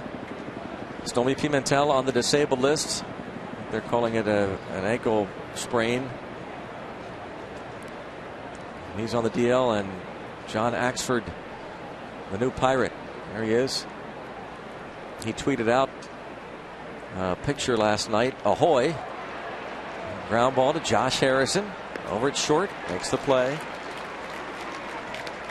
Yeah, that was an interesting tweet. It was from the 2010 rookie hazing as a Brewer when he wore a Pirate outfit.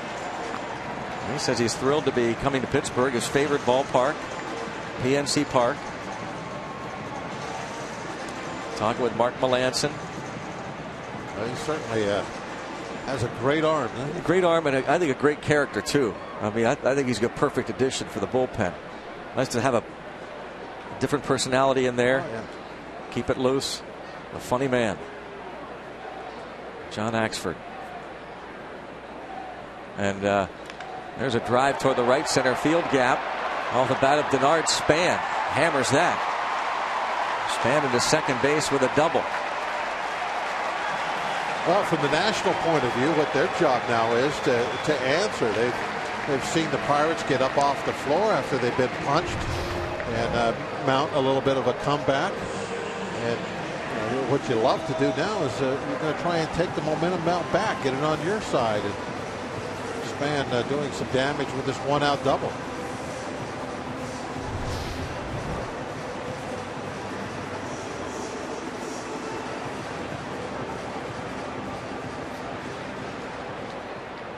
Seven hits, 5 runs against Morton. Now Gomez with 1 out. Works from the stretch against Asdrubal Cabrera.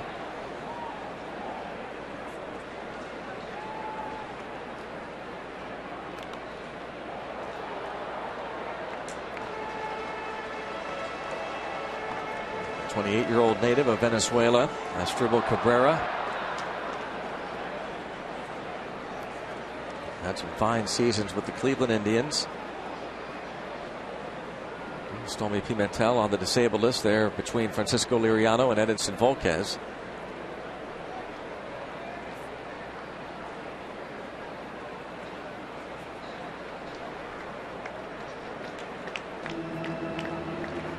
A double for Denard Span.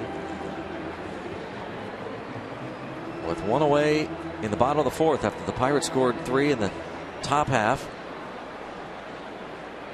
Gomez, former teammates with Cabrera in Cleveland.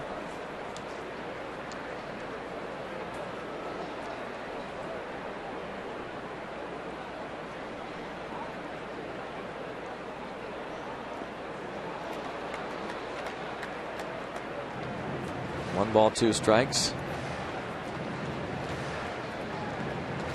Those Cleveland Indians are leading Baltimore 1-0 in the bottom of the 5th. There's a former Indian, John Axford, claimed off waivers by the Pirates last night as Cleveland let him go.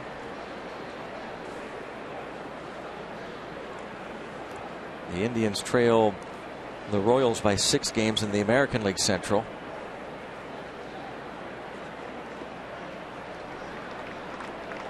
2-2. The Buccos 2.5 back in the National League Central. Cardinals go back into second place.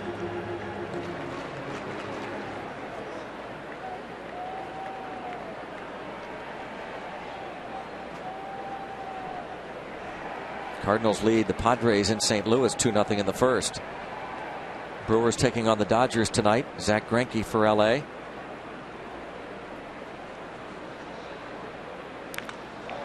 Ripped foul. Cabrera jumped on that pitch. Yeah, they tried to sneak one in his kitchen. He wouldn't let him in there. Real late move inside by Russell Martin. Put that the target kind of off the plate even a little bit. And that's where the ball went. Cabrera was waiting for him. You see his reaction to the foul ball. He knew he got the pitch he was looking for, and he was just a little too quick as he hammered it, but pulled it foul. Martin scrambles, another block. 3-2 on Cabrera. Is it possible anybody else could win the Gold Glove this year? Other than Martin? I mean, I think Lucroy is going to be the only guy that's going to give him some competition. So good. The throwing runners out, calling games, the blocking of the ball. I think it's got to be down to those two.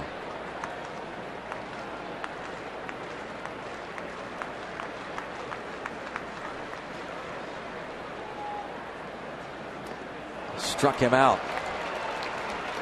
Big K for Jeanmar Gomez.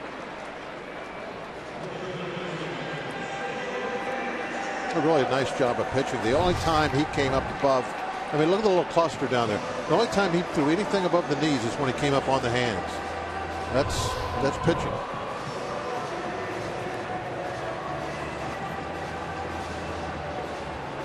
Reminds me of Pete Vukovich's old saying. What's up? Yeah, what's up? Anything above the knees unless it's on the hands. That's definitely a truism when it comes to pitching.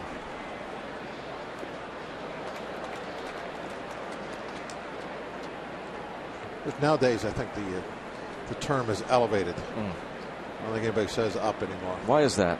It's just sounds better. Different things become popular at different times. Today, you don't really hear anybody say, "Oh, he left that one up." Yeah, they elevated it.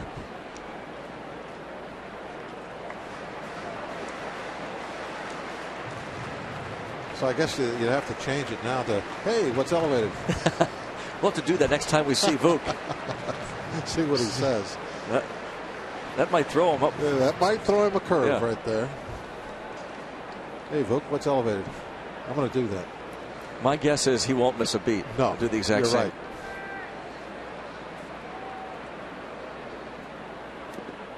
Two and one on Rendon. Jeanmar Gomez looking to put a 0 up after the Pirates scored 3 in the top of this fourth to get back in it.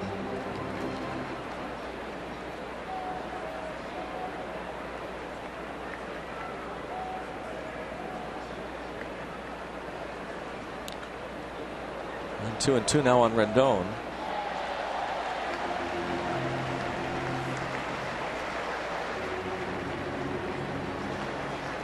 Gomez has won a couple of games this season. In his second year with the Pirates. 3-0 last season, made 8 starts, finished with a very solid .335 earned run average. Bucks got him in a trade from the Indians in January of last year.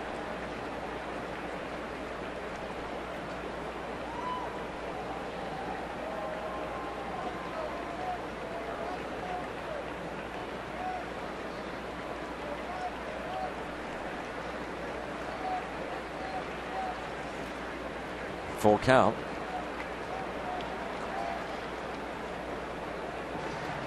Rendon out of Rice University, the 6th pick overall in 2011. That was the year the Pirates selected Garrett Cole, #1 in the nation. Cole, by the way, making a rehab start tonight for AAA Indianapolis, and so far it looks good. 4 innings, 3 hits, no runs, a walk, no strikeouts. If all goes well, We could see Cole pitching for the Pirates sometime next week.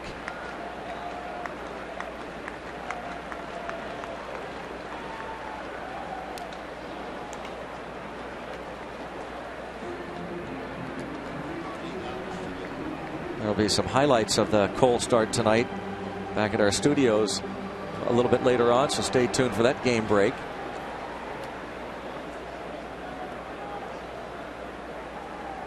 It seems like the Nationals have been at the plate a long time tonight, doesn't it? Yes.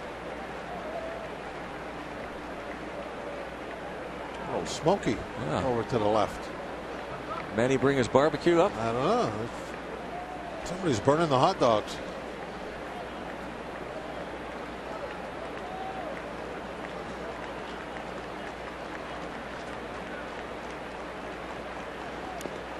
And he walked him. Guess it's going to be like that tonight.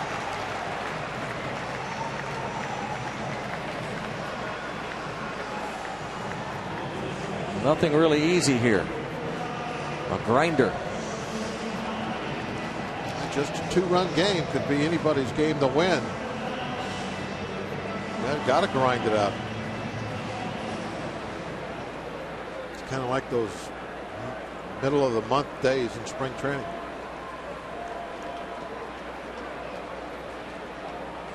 LaRoche hitting .295 against right-handed pitching. And 2 for 2 against Charlie Morton with 2 RBIs.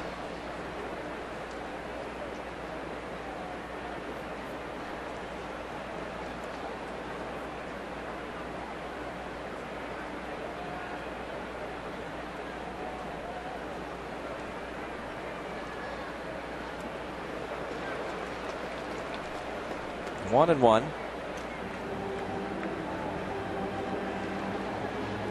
He got the pitcher Roark to bounce out, then gave up that double to right center field to Span. Struck out Cabrera, walked Rendon. 1 ball, 1 strike on Adam LaRoche. Fastball in, and it's fouled out of play. Pirates picked up Adam LaRoche in a deal with the Atlanta Braves.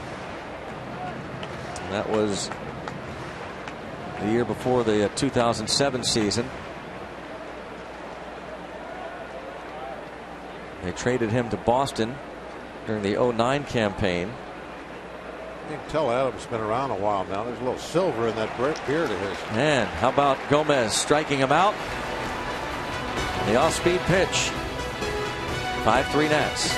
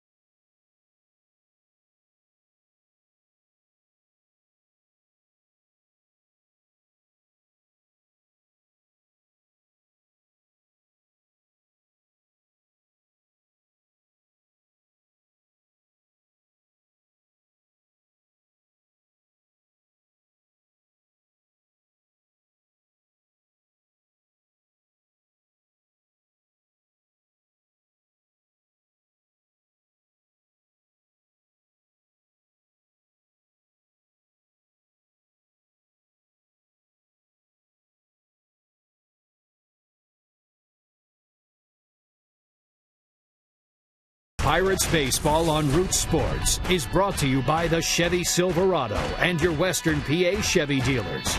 And by Day Automotive. We're going to make your day. Let's go Bucks!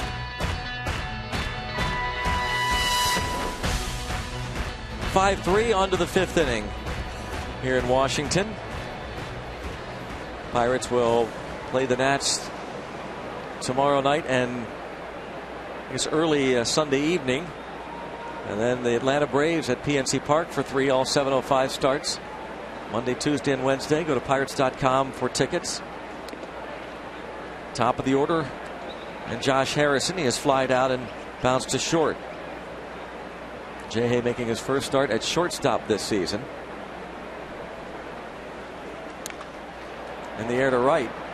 Taylor, one away.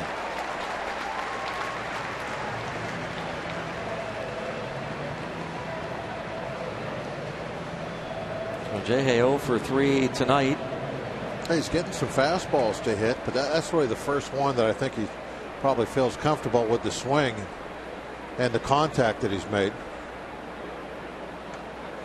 He got that one pretty good, but right at him.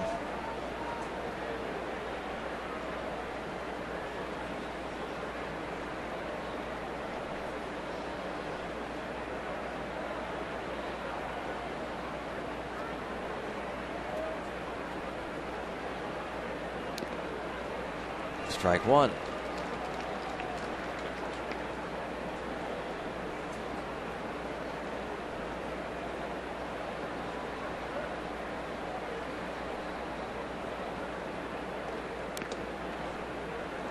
This pitch way high. 1 ball, 1 strike the count.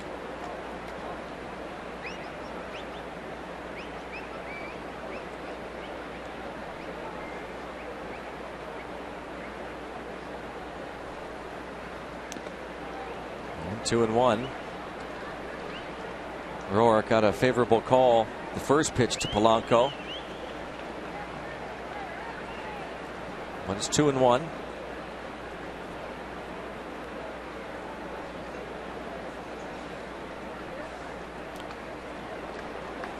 Count even. Definitely will throw you a lot of fastballs and give you some to hit. That one was really what I would think would be Polanco's wheelhouse. It's just hard for anybody to center him up. You could see where that fourth pitch was. I mean, that to me is right where Polanco would want it. He got another one almost the same spot. Again, just able to foul it away. It's not really great velocity, decent velocity, but nothing overpowering. Here it is.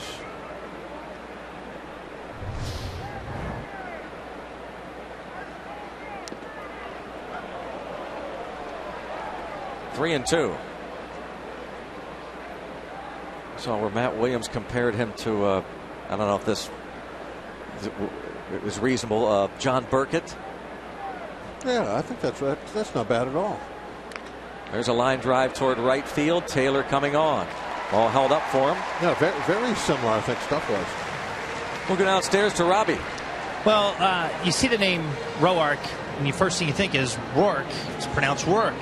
Like everybody else, I had the same question, but it's Roark, and I asked the story as to why he was called Rourke last year and Roark this year, and the story is actually pretty funny, Greg and Bob. His grandmother was watching last year. He made just 5 starts as a rookie last season. He was afraid to say something to the guys like, hey, it's Roark.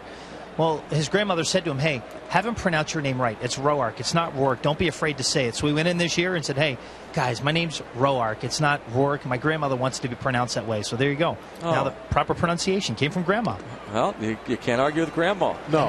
And he was afraid. He was afraid. That's why he didn't say anything. I'm a timid rookie. Who am I to say this? How about that? Well, that's what a lot of guys are like that, I think. When they first come up, they don't want to say anything. You especially see it from the Latin players. Yeah. Latin players will allow you essentially to Americanize their names. Nice play by the shortstop Desmond, and he gets Russell Martin in 1-2-3 by Roark. Yeah.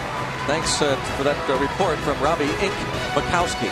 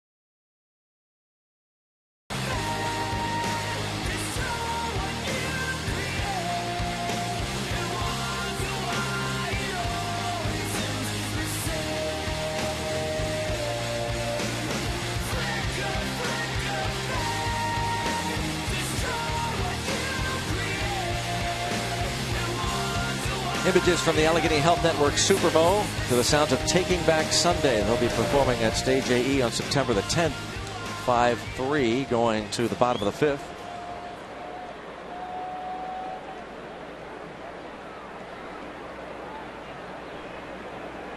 Ian Desmond leads off against Jeanmar Gomez.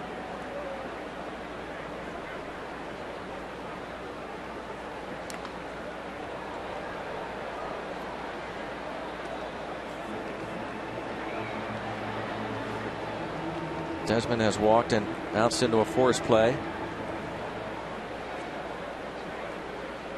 Where'd that ball go?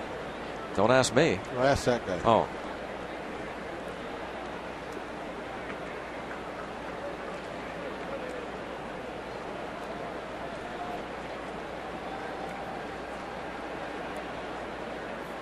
One ball, one strike.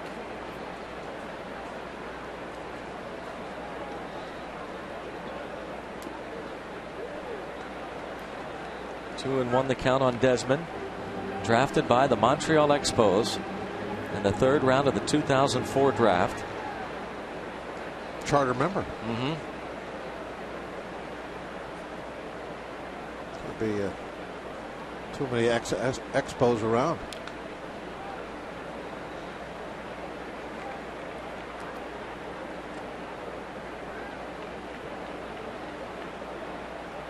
Baseball returned here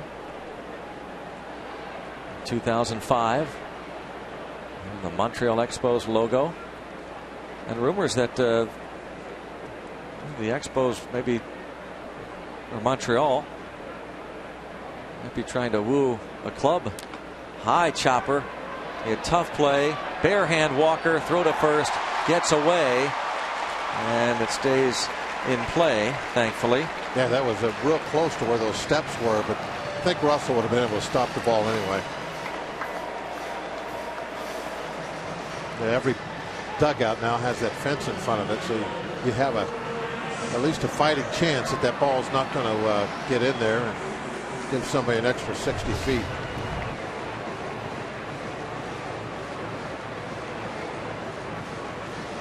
Yeah, it looked like I just tried to keep his foot on the bag a little too long. See how close that was to that fence, or excuse me, the opening in the fence.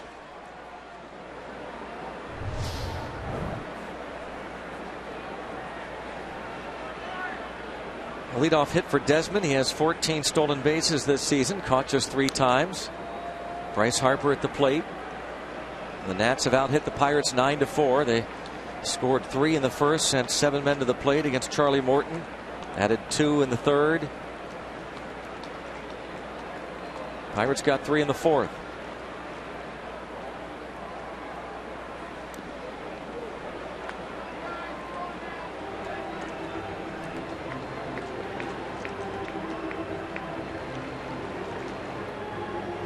Bryce Harper had 20 homers in 118 games last year and 61 games this season, 6 home runs.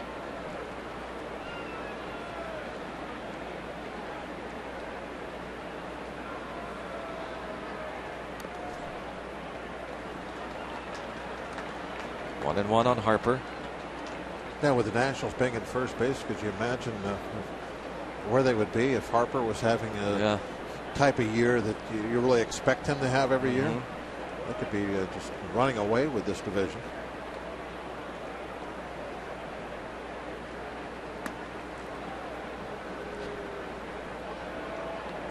But just about everybody has some kind of pretty major person get hurt during the course of a season.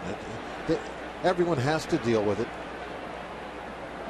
It's just part of the game, and you hope you have some depth that'll cover up that spot for a while. And Harper, with his injuries, is slowed him down, and I think even when he has been in there, not quite playing up to his normal capabilities. They're hoping that, and by the way, that Jason Worth might be able to play tomorrow. Ryan Zimmerman, they're hoping maybe they get him back for the last couple of weeks in September. They really feel like if they are at full strength, they could really dominate. They just have not been able to put their line up together, and there's a slap single to left on a 1-2 pitch to Harper. Not even close to being a strike. That was well down and away, but Harper able to probably just hoping to foul the ball off, but he was able to flick it out into left field, got a hit off of it.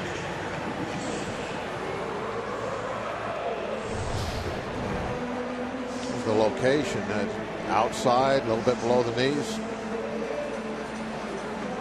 Good pitch, but sometimes you just are unlucky.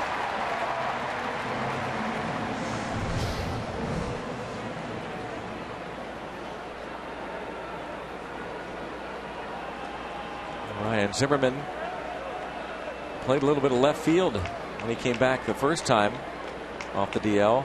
He's had some throwing issues at third base. And Alvarez will step on the bag and throw to first, and out at first base. Nice play by Ike. What a play by Ike Davis. Not only was able to come get the ball, field the ball, but then somehow get a tag put up. How in the world did he do that? That was a great job by Ike. They're going to check the replay and ask the next batter to wait before he steps in the box. Goes, gets the ball. Wow. Nice pick. Look at that. Tagged him almost as he was picking the ball out of the dirt. Got him right on the ankle. Got him right there. Double play, 5-3.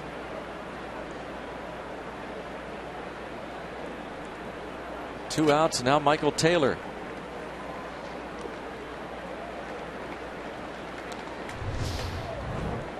One more look at the tag Wow. and catch almost happened immediately. And lucky that that ball didn't get knocked out. Yeah, that could have lost the ball easily. It looked like it even tagged him on the shin guard. Yeah. Which you think would make it even more likely that it might knock the ball out. It's like Ramos almost helps it a little bit, not really busting it, and then almost going to a full stop. Yeah, so really. Thank you, Mr. Ramos. Wow, I didn't realize that. He really did kind of ease on down the baseline.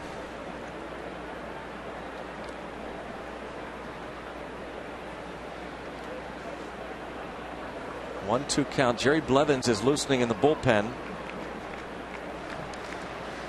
Pitcher spot due up, and Roark is on deck.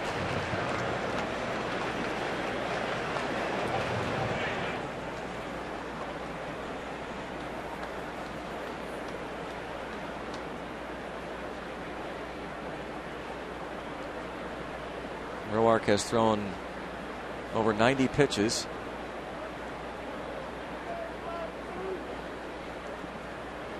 And now 2-2.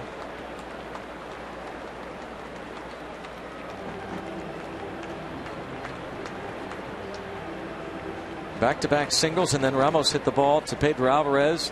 Stepped on the bag. His throw in the dirt. But Ike Davis made the play. Heck of a play by Davis. A chance for Gomez and the Pirates to get out of it. Keep it a 2-run deficit. Got him looking. That's the third strikeout for Jeanmar Gomez.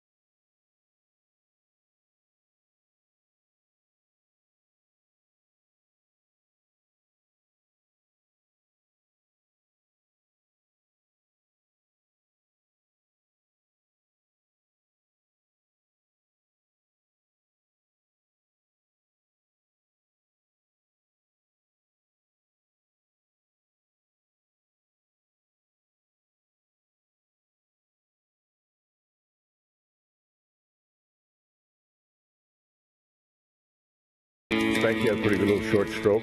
Not a lot of power, but a good hitter. He put a good swing on that pitch. I'll never forget it. I can see it as if it was yesterday. Wohlers was going to charge Spanky, and Spanky was smart enough to charge Wohlers. Don't miss Jim Leland, Jay Bell, Rich Donnelly, Ray Miller, and myself. Recall Game 4 of the Pirates' 1991 NLCS against the Braves on the next Root Sports Classics. Hear their stories while reliving the Bucs' defeat, the Braves in extras to even the series on Bucs Chop Down the Braves. Pirates 1991 NLCS Game 4. It'll be Thursday at 6:30 on Root Sports. And you're on there too, huh? Yeah, I saw my name on there. I almost read it, but then I didn't think that would be right. That's not self-promoting. The way you read it. Should I have said Bob Wong? No, well, and Bob Wong. That's what the script said. I was hoping you would. Almost Next time. Next time. Where were you, by the way? You're supposed to read that stuff. I was out talking with F.P. Santangelo. Oh, okay. That's all right. The color analyst for the Washington Nationals. You guys have a nice chat? A little chat, yeah. Talking about an excellent bullpen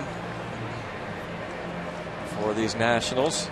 They're getting ready. Yeah, they didn't have to go to it because Roark didn't bat. Roark. Sorry, Robbie.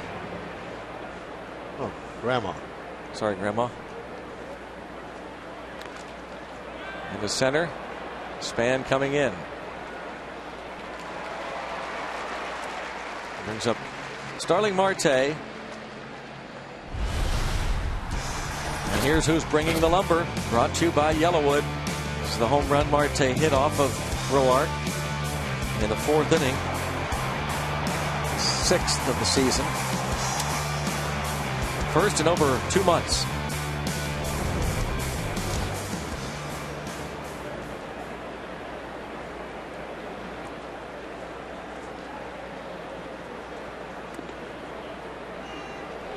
Strike one.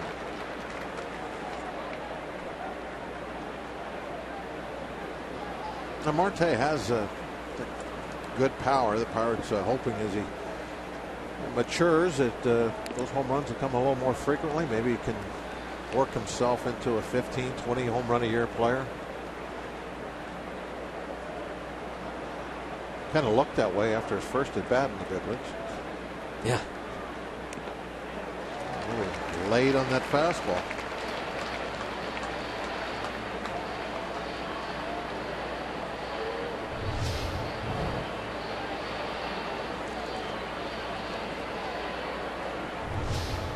One and two.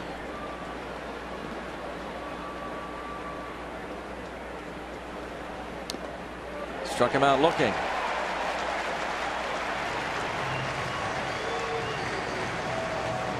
Just the 4th K for Roark. 2 up and 2 down.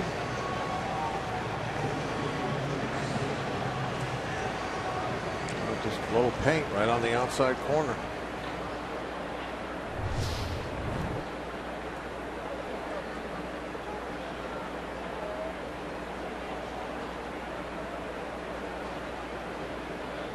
It certainly is advertised. There's been no surprises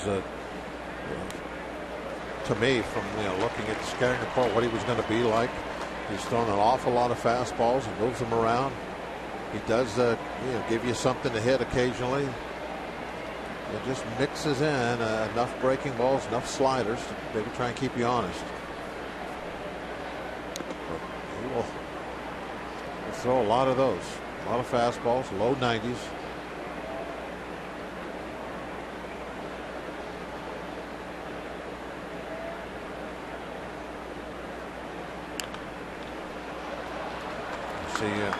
Clint there looking at not only the lineup, but he's looking at his matchup numbers. He has all those. That's why you saw a number of cards in his hand, not just one. Trying to make his decisions on who he wants to face who and pitch to who.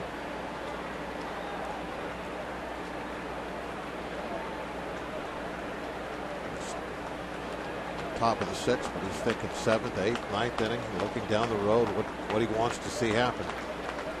There's so many variables, it's hard to predict anything. Well, another hit for Snyder. Breaking ball. For all the fastballs he's thrown, it would seem to have got most of our hits on something else. The change-ups or like this with a curveball. The lefty Blevins is ready, and Matt Williams is going to go to him here, which means we will probably see Gabby Sanchez pinch hit for Ike Davis. Roark goes 5 2/3 and leaves with a lead. Now time to see this lights out bullpen of the Washington Nationals.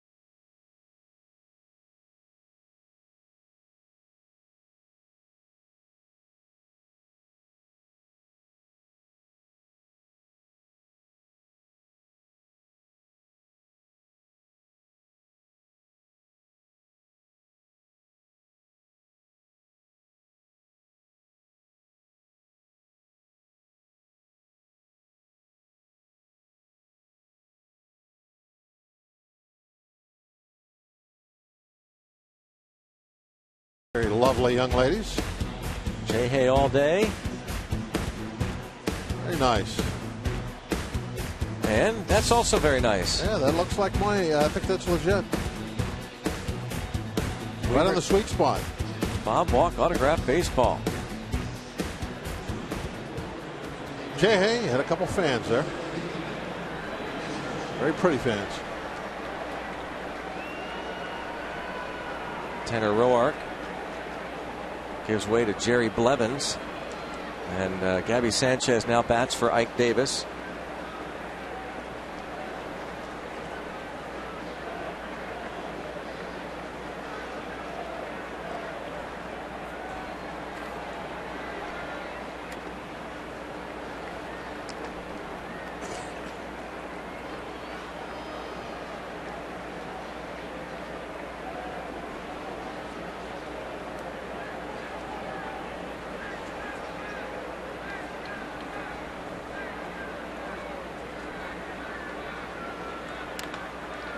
To the shortstop Desmond for the force and the final out.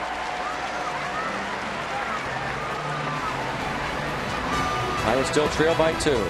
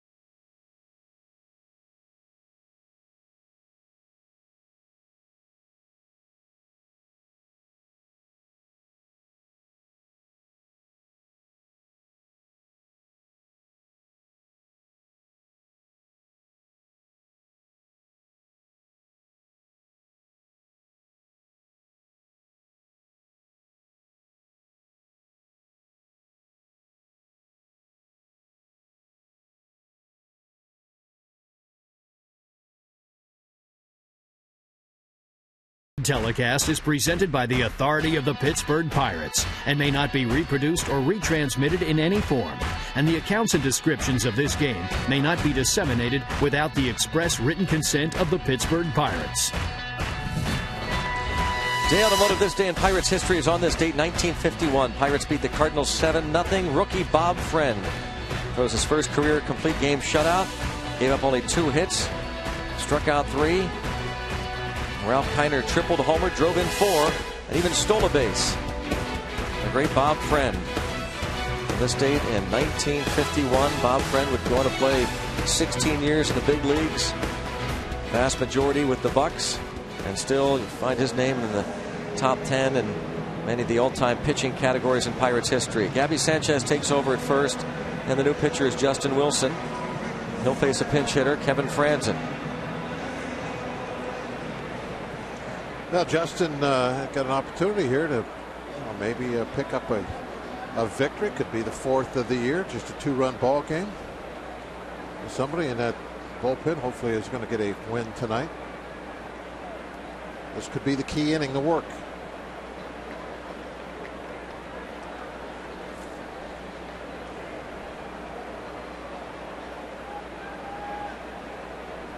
Former Philly.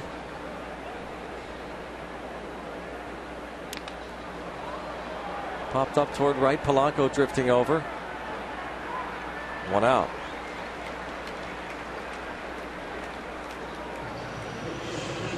Key thing for Justin this year has been throw strikes.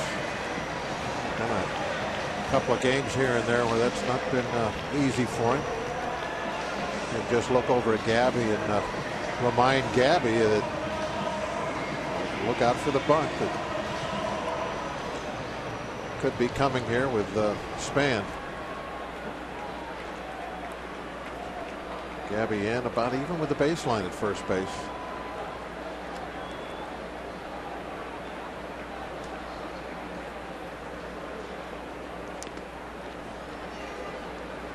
Denard Span, couple of hits. Yeah, stolen a base, caught stealing, led off had the 1-out double in the 4th inning. Was there against Jeanmar Gomez and was stranded. Gomez pitching 2 scoreless.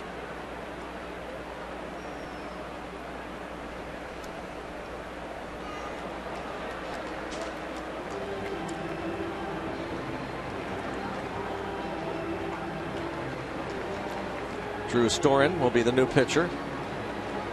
As Blevins faced Sanchez, got him out.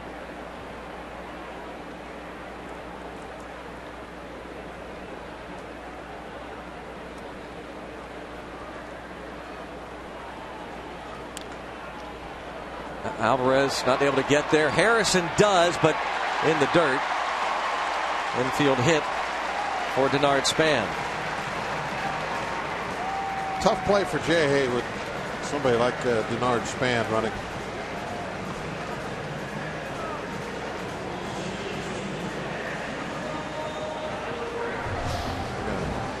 Watch the replay again. You can see Pedro watching the replay up on the big board.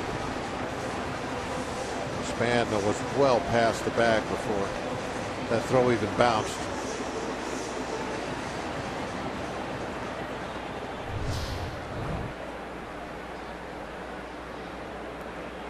Three-hit night for Span. 11 hits for Washington.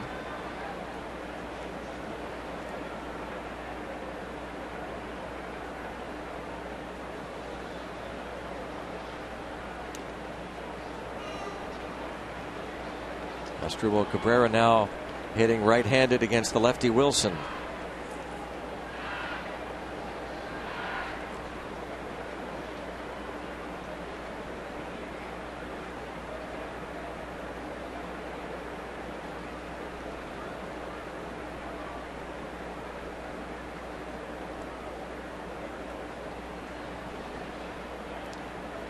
Another save by Russell Martin.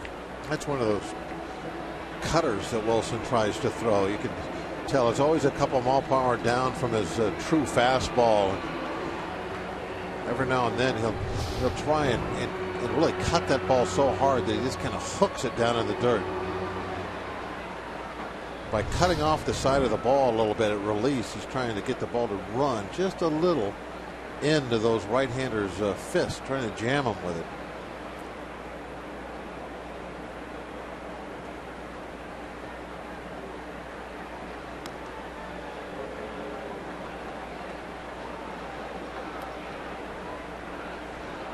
Charlie Morton went 3 innings, gave up 5 runs on 7 hits. Jeanmar Gomez 2 scoreless, 3 hits allowed. Now Justin Wilson.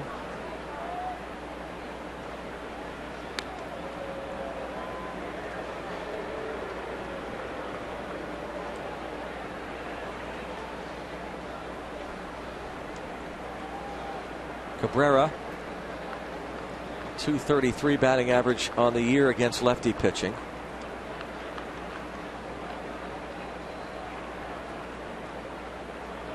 And there goes Span. And the steal. Second of the night. And 25th of the season.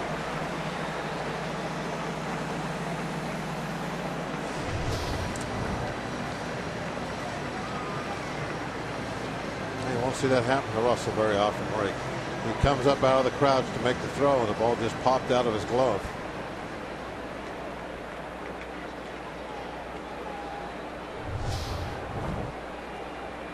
He's at second base once again. Was caught stealing, trying for third in the first.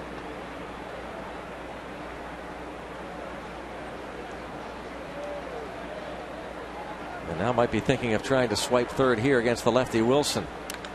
And a ground ball to the shortstop Harrison. Good thing for the Nationals. Span ran.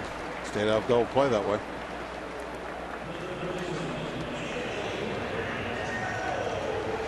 Off the bat from the MLB Fan Cave takes the love of the game to the next level. Going behind the scenes with the biggest stars in baseball and pop culture Tuesday nights at 11 on MTV2.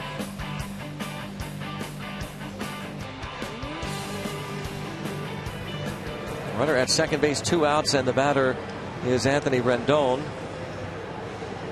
Span has 3 hits, 2 infield singles, plus a double. Rendon on base 3 times with a single and a pair of walks and 2 runs scored.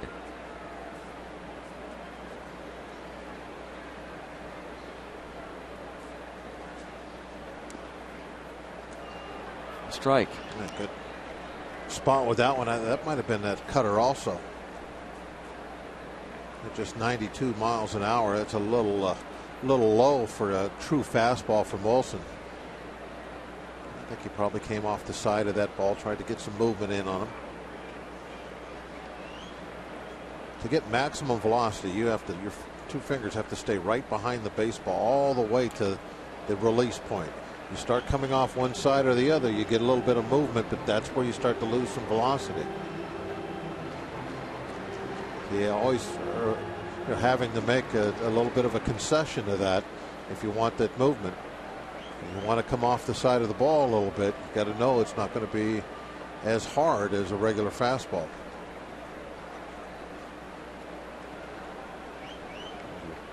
Get the 4-seam grip behind his back.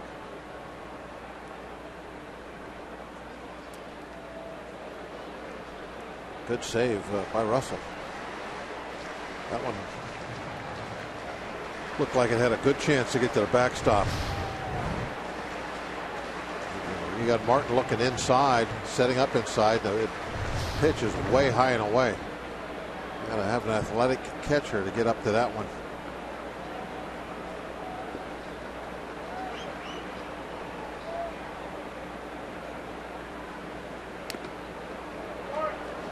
'96. Thought they might get a call. Wilson hopeful, but no dice. 2-2 on Anthony Rendon. The Nationals' third baseman.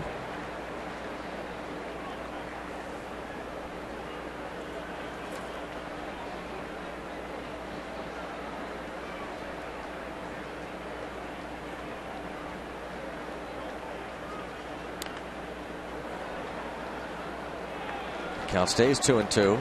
It's kind of a neat shot before that. You can look back into the dugout.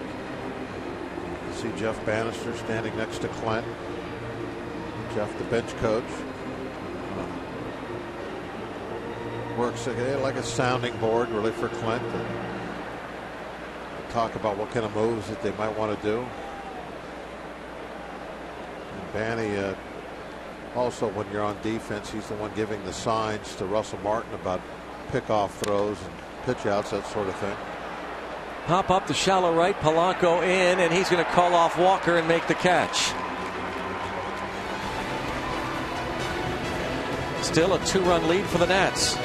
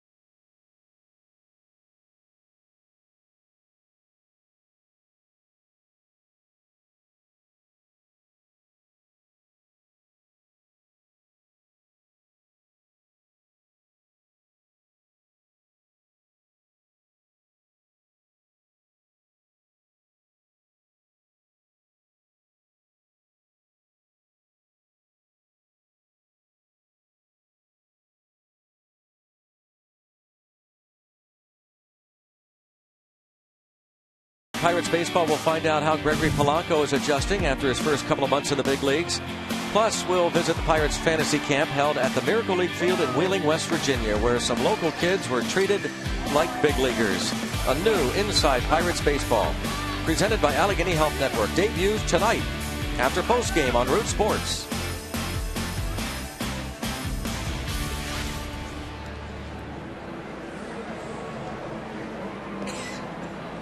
(5-3) on to the 7th inning.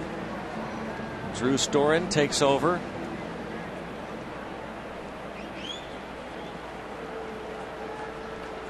Here's Pedro Alvarez. And a look at the numbers for Storen. They definitely do have a strong bullpen. You can see some good numbers come out of there. 164 ERA, certainly an excellent number. Opponent batting average 229. You love to see stuff like that. Normally when you see a team that's in first place, they're going to have a bullpen with similar type numbers, and that's one of the pieces to a puzzle of putting together a winner. Good bullpen.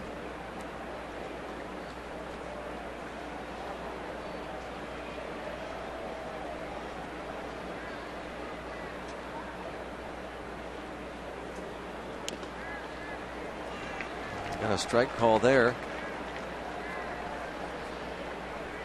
1 ball, 1 strike. Tony Watson getting ready for the bottom of the 7th.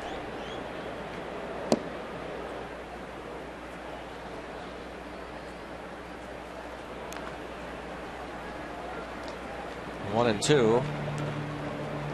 Alvarez doubled into the right center gap off the starter Roark back in the 4th. Went out and hooked a fastball away. Mercer on the on-deck circle.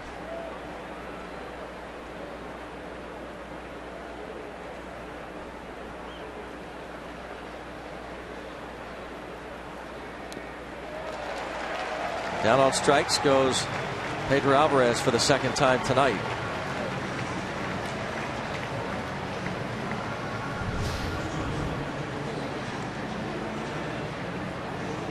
Just a pretty good pitch. Simple as that. You saw the movement, mixed that with the location. You're going to get some swings and misses on that one. Now that double that he hit was that same spot, except he left it up, or it was elevated. He was able to go out and get the bat to it and drive it into the gap. But that ball definitely wasn't up. It was on the outside corner and perfectly placed on the knees.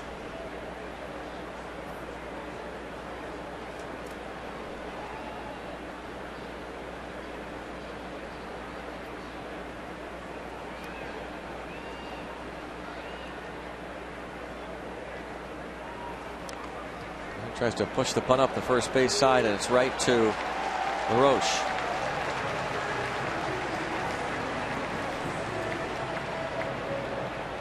Two up and two down for Drew Storen, the one-time closer of these Nationals. Barrel Automotive League leaders, highest batting average in the National League on the road. Buster Posey being chased by Josh Harrison. Kind of interesting that a Rocky, in this case Justin Morneau, would be on that list. Morneau overall average leads the league. Usually Rockies have that big home road difference in their batting averages. Morneau came in batting .323 on the season. Harrison was hitting .313, but his 0 for 3 has him down to .310.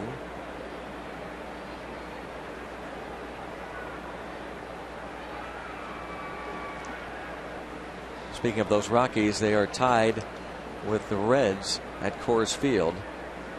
Nolan Arenado hit his 12th home run of the season. Hit it off Johnny Cueto. Matt Belisle is starting for Colorado. Cardinals leading 2-0 over the Padres, bottom of the fourth in St. Louis.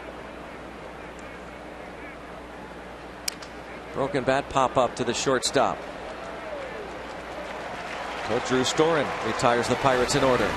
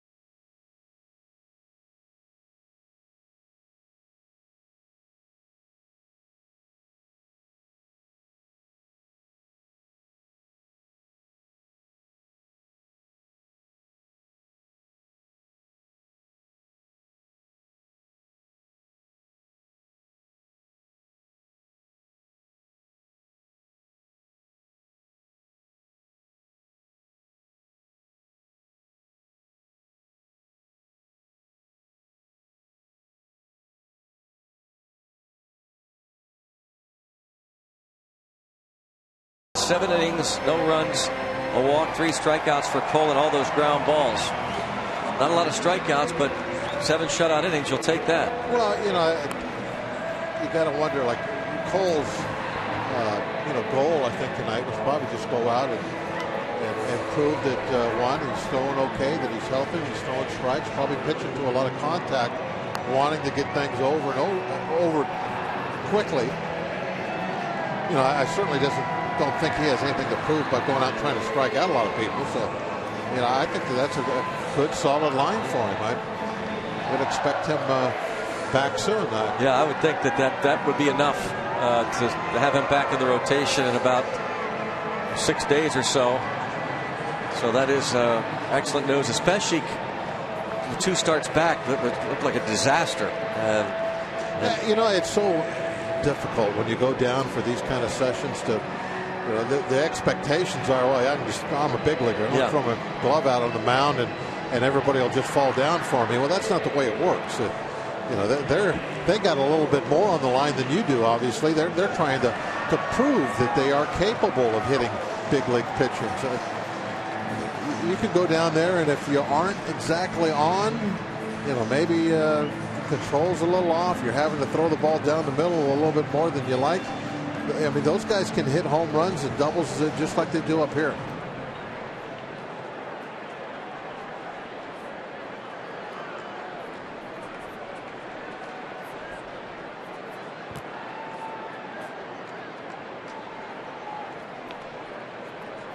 Ball fouled off. It's going to be interesting, of course, when Cole does rejoin the rotation. Somebody is going to have to come out of the rotation. Lead the rotation. And you wonder with Morton's second half struggles, especially these back-to-back. Would they think for a time, maybe a relief stint? We've seen that before in the past, where starters struggle a bit, go to the bullpen. Maybe they skip the start. We'll see. Pirates don't have to make that decision right now, that's for sure. So we have Vance Worley, Jeff Locke. Jeff Locke pitches tomorrow night.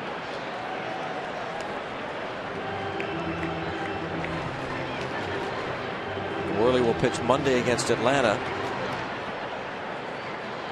Tuesday nights, Francisco Liriano, and then Wednesday, Charlie Morton scheduled to make the start. Those 3 games at PNC Park starting Monday night. Adam LaRoche has had 2 big hits against his former club. First inning RBI single, and a 3rd inning opposite field RBI base hit.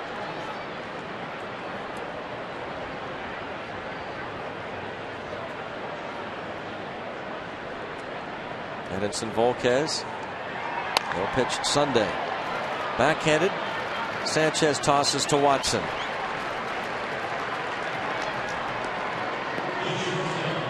Well, you know that Jeff Locke pitches tomorrow night and Edinson Volquez on Sunday, and our Nissan Road Ahead shows us that the Pirates will face a lefty, Gio Gonzalez, tomorrow night, and then 12-game winner Doug Fister on Sunday.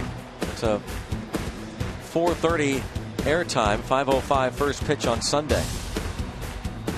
A lot of good teams we're going to be playing over the next month or so. So the Pirates are going to see some good starting pitching. There'll be some challenges on certain nights for sure.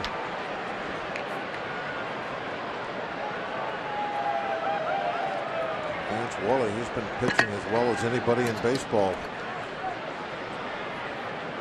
A little bit of a rough outing against the Tigers in his last one, but other than that, it's been great to have him in that rotation. Somebody you can really rely on every 5 days. One thing even when he has a little rough start and gives up a couple of runs, he goes out, he immediately hammers that strike zone, and he's not going to beat himself. You love to watch that, see that type of attitude out on the mound.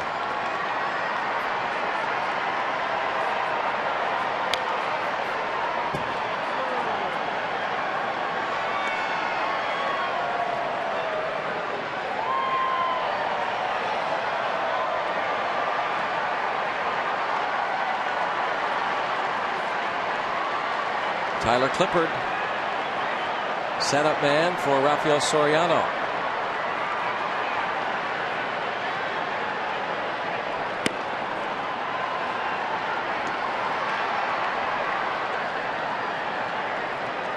Desmond has walked, bounced into a force play and reached on an infield single.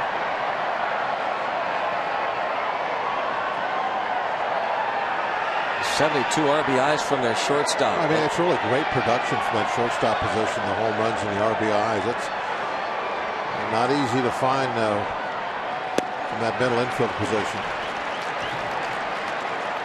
2 down as Watson takes care of Desmond. Watson takes care of almost everybody. See that fastball down and away, very close to that one that got Cabrera the other night. How about that little matchup? That was great to watch. Fell behind him 3-0 and came back for the strikeout. What a weapon that Tony Watson has turned in to be for the Pirates to bring in out of that bullpen.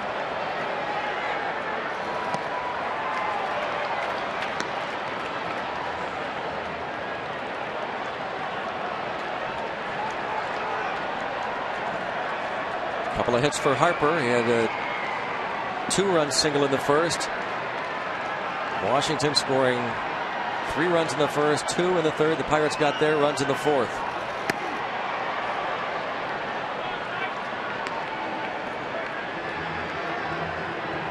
Braves are leading Oakland 7-2. Bottom of the 7th in Atlanta. Braves 6 back of the Nats in the East.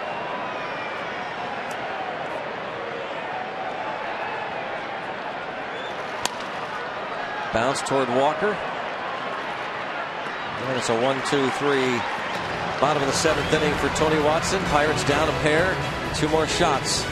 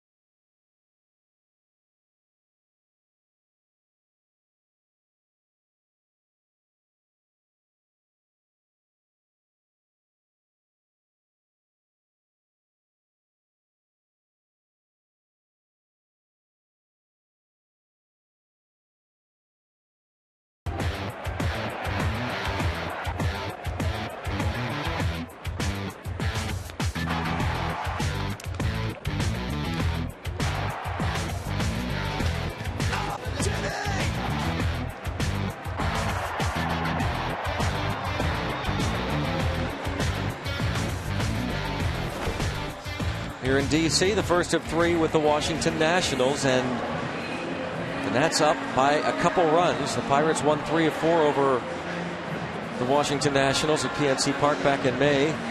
Nats trying to win game 1 of this 3-game series and stretch their win streak to 4 and hand the Pirates their 3rd straight loss. Les Astros. The Clippers got some pretty impressive numbers along with a lot of guys in the bullpens we were talking about before. Look at the opponent batting average, 185. I mean, he just doesn't give up hardly any base hits, doesn't walk a lot of people. 67 strikeouts, 52 innings, 156 ERA, He's a setup guy. 12 outings since July the 20th. An ERA of 0, a walk, 14 strikeouts, 3 hits. He has had scoreless outings in 42 of his last 44 appearances.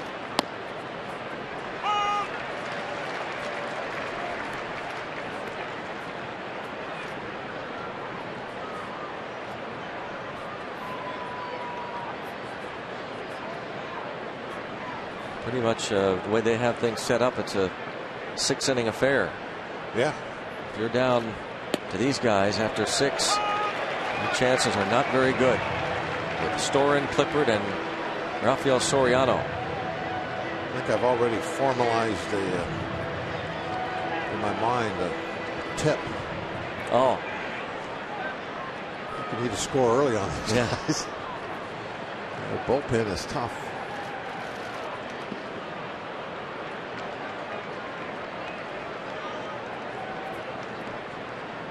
John Axford going to make his Pirates debut in the bottom of the 8th.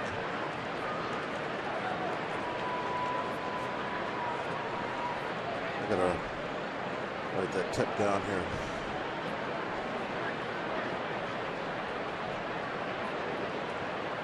You formalize things in advance? Are you thinking about saying? Oh, sure. I just hope Wainer doesn't hear about this. Well, he could grab it for tomorrow, couldn't he? Check swing here. Close. No, he didn't go.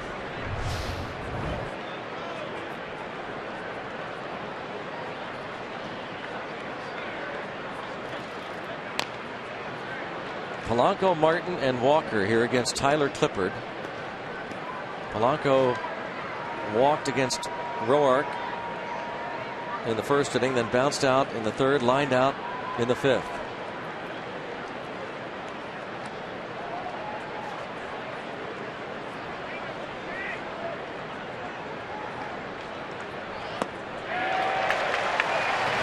One down.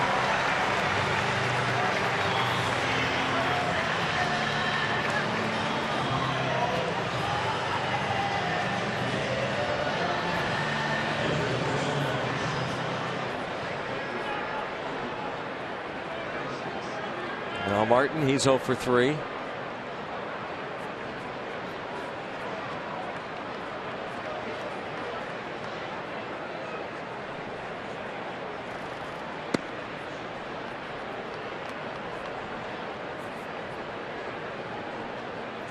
Looks like Russell's got a new elbow pad. The one he had was just all black. This one looks like it's got a little camo pattern on it. In the air to shallow right for the second out.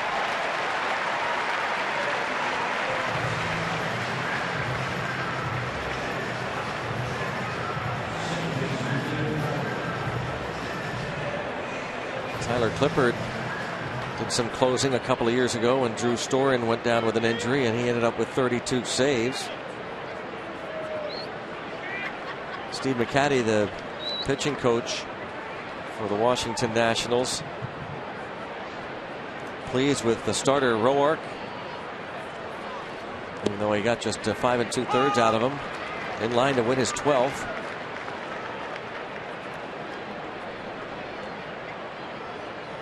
The bullpen so far has been perfect. Blevins, Storin, and Clippard.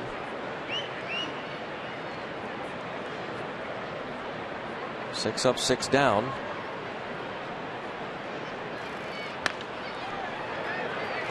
And it's a 1-2-3 8th inning. That was a tough for Clippard.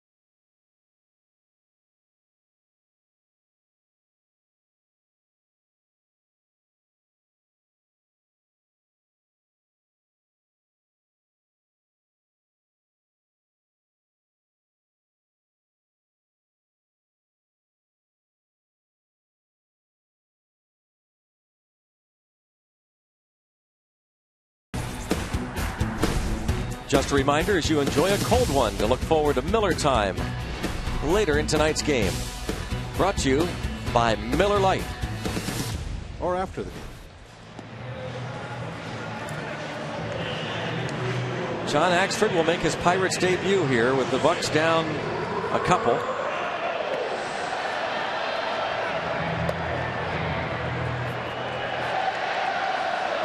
He's got Axford and Russell Martin, the Canadian battery. They played together in Canada when they were 18 years old. Saw the big strikeout number there, 51. Axford is a good, strong arm, strikeout guy.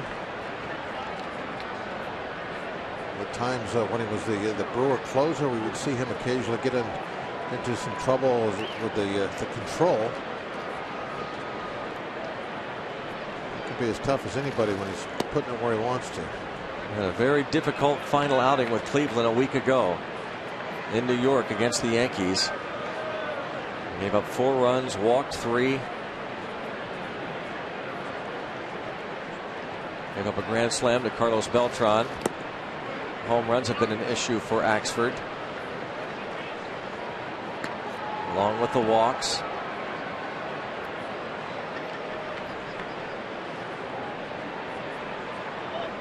Did have 10 saves in that role earlier in the season.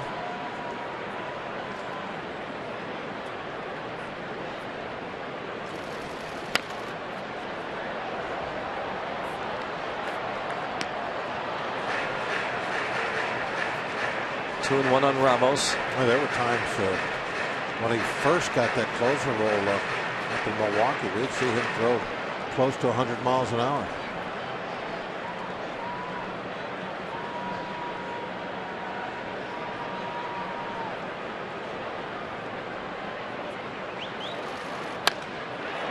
Line to right. Polanco has to go back and leaps up to make the catch.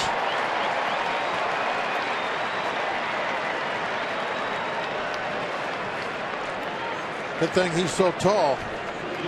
Been able to bring that one down. Ball hit pretty well. Polanco at first kind of had to look at it a second. Big long arms and that height, they're able to get back and make the play. Those are the tough ones. The line drive straight over your head. It's hard to judge how hard they're hit.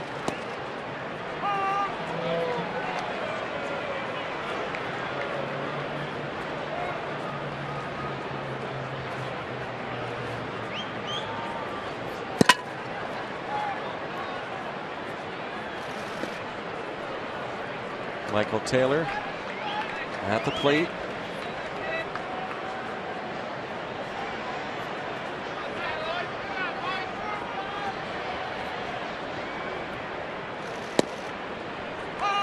.95 there from Axford. 1 and 2 on Taylor.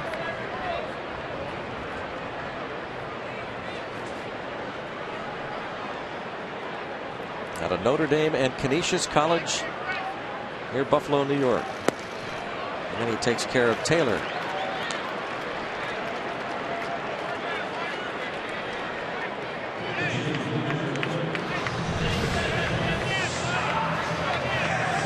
are the things that you can expect out of Axford. A lot of strikeouts. Got the good hammer to go along with those fastballs he throws.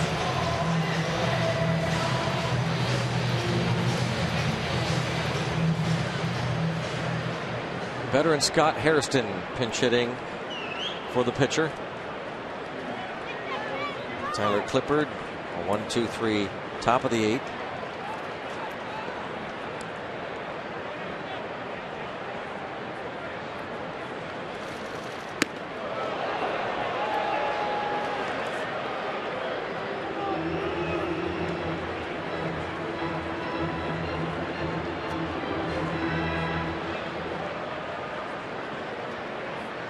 Started last year with the Brewers, was traded to St. Louis in August.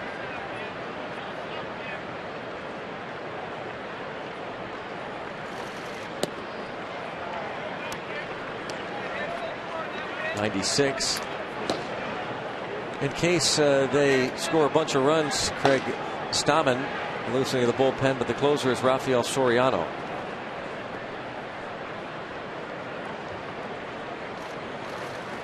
Doesn't look like they're going to score a bunch of runs.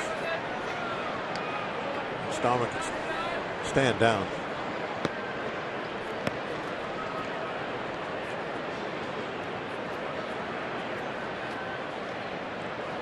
3-0 on Hairston.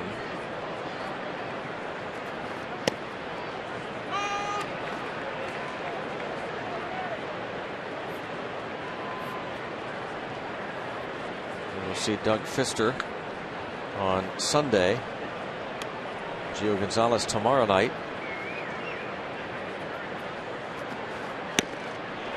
Now 3-2. And again 96 from Axford.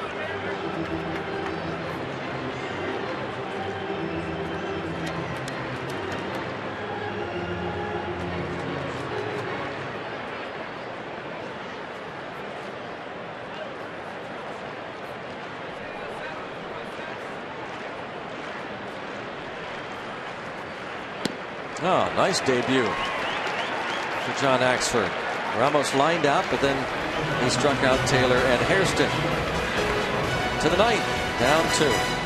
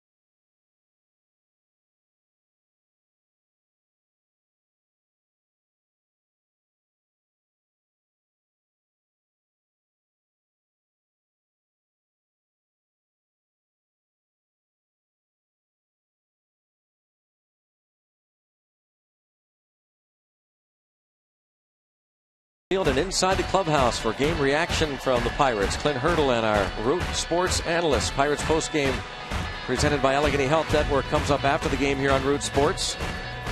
Rob King and Ken Maka will be hosting the postgame show.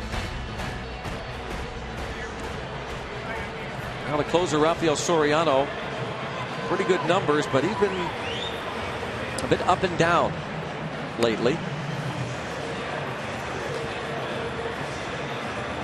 28 saves.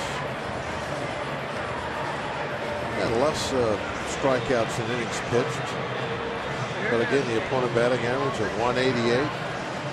Nothing you can really pick at the stat level. He has pitched now 3 straight games. Scoreless inning last night against the Mets, but then gave up 3 hits and a run on Wednesday.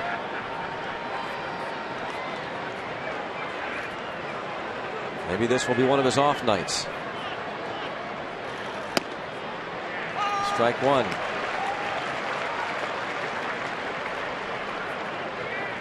Marte homered in the 4th.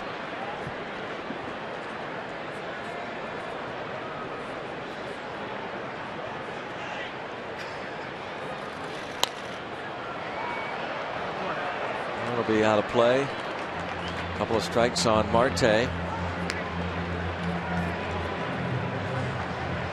Travis Snyder on deck, and then Gabby Sanchez. Soriano, 34 years old. His second year with the Washington Nationals. They signed him as a free agent before last season. Had 43 saves last year. And the other way, ball dropping Taylor there, and it's a foul ball. Boy, it had a lot of slice on it, apparently. You can tell by Marte's reaction. He's well around first on his way to second. We thought that was going to be fair. Almost had a tremendous amount of spin on it for it to move that far to the right.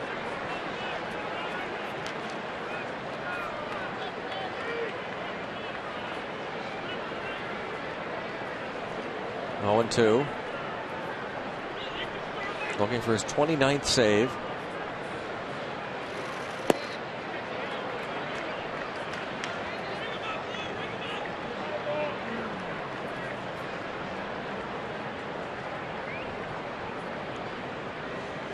We have equipment malfunction. Wilson Ramos going to need a new catcher's mitt. Yep.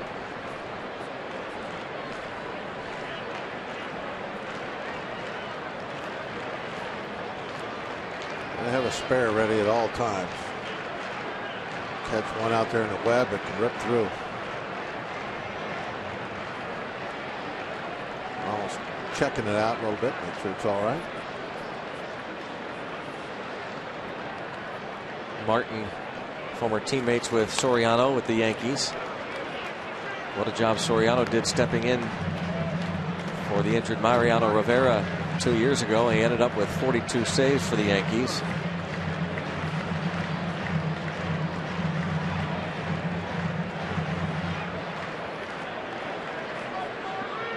Martin 0 for 4 tonight.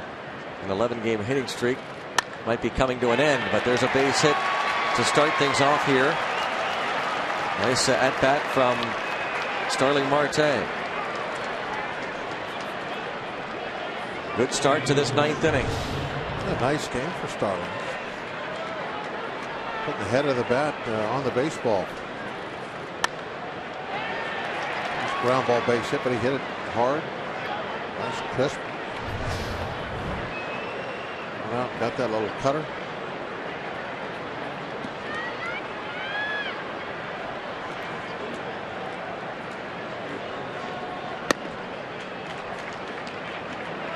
Soriano, in case you're wondering, has given up only 2 home runs in 47 innings. I was just wondering that.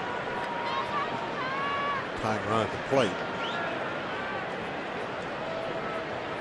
Guy that's been hitting some home runs of late.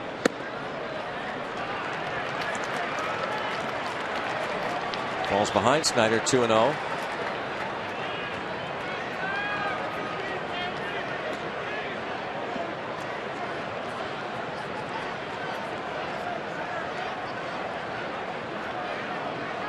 Travis d'Arnaud, the Mets catcher, homered off of Soriano the night before last.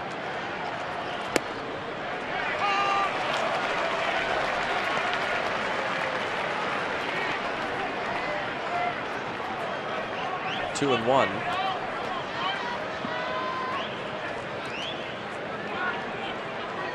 Been a pretty durable pitcher over the years. Started his big league career with Seattle. And there's a strike.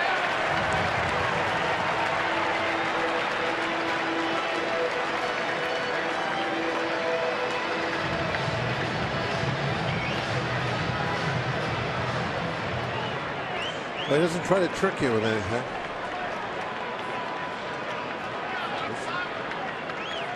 So far throwing a lot of the little cut fastballs. I think I saw one pitch that looked like it could be anything close to a breaking ball. It might have been more of a slider. The velocity was down in the mid-80s. I think that's the ball that just went foul down the line, if I remember right, that Marte hit.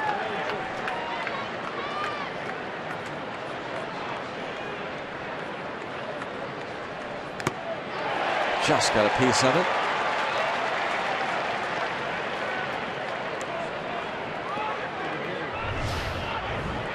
Tom Woodring, the home plate umpire, around his cage. It wasn't one of those glancing blows. That kind of good.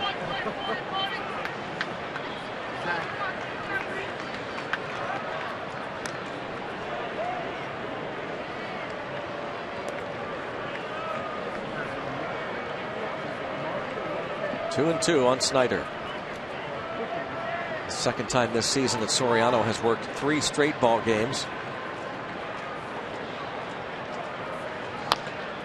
And tapped to first. 1 out.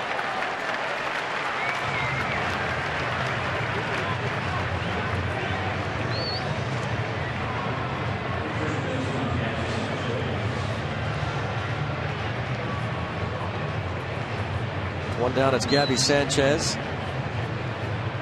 Pinch hit against the lefty Blevins and bounced to short.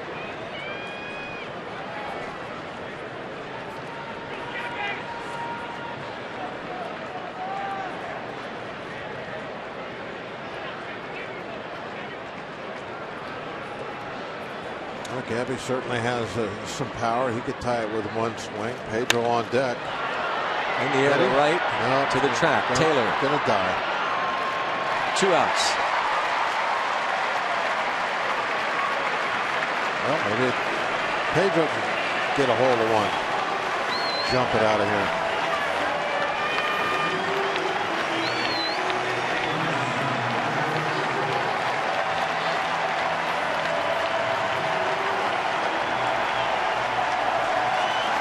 That's 2 down. Up. They want this final out. Get themselves another win. They lead the NL East. Line drive base hit for Pedro Alvarez, a 2-hit night, and makes it 5-4. Pirates are down to Chris Stewart or Michael Martinez to pinch hit, and they'll go with Stewart.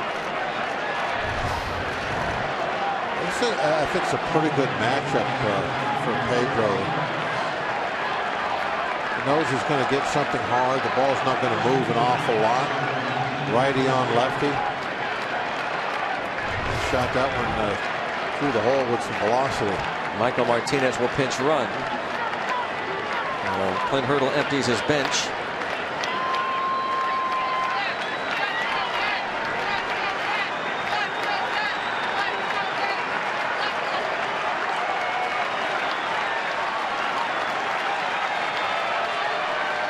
Another former battery mate here. Stewart with the Yankees. Teammates with Soriano 2 years ago.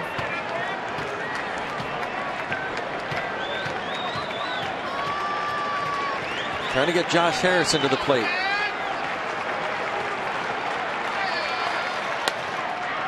And this one just sneaks out into right field. Harrison will come to the plate. Chris Stewart, an opposite field pinch hit single. The Pirate bench and Pirate fans fired up.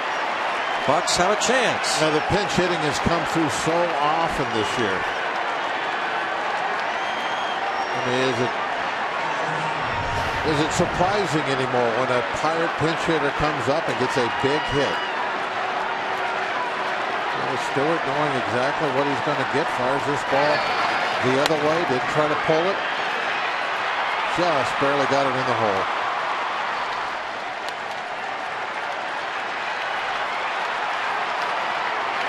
Tying run 90 feet away. 3 hits in the inning. Josh Harrison 0 for 4 tonight. Takes ball 1. Well,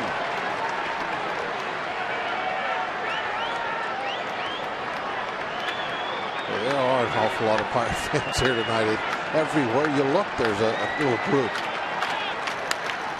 Pop them up.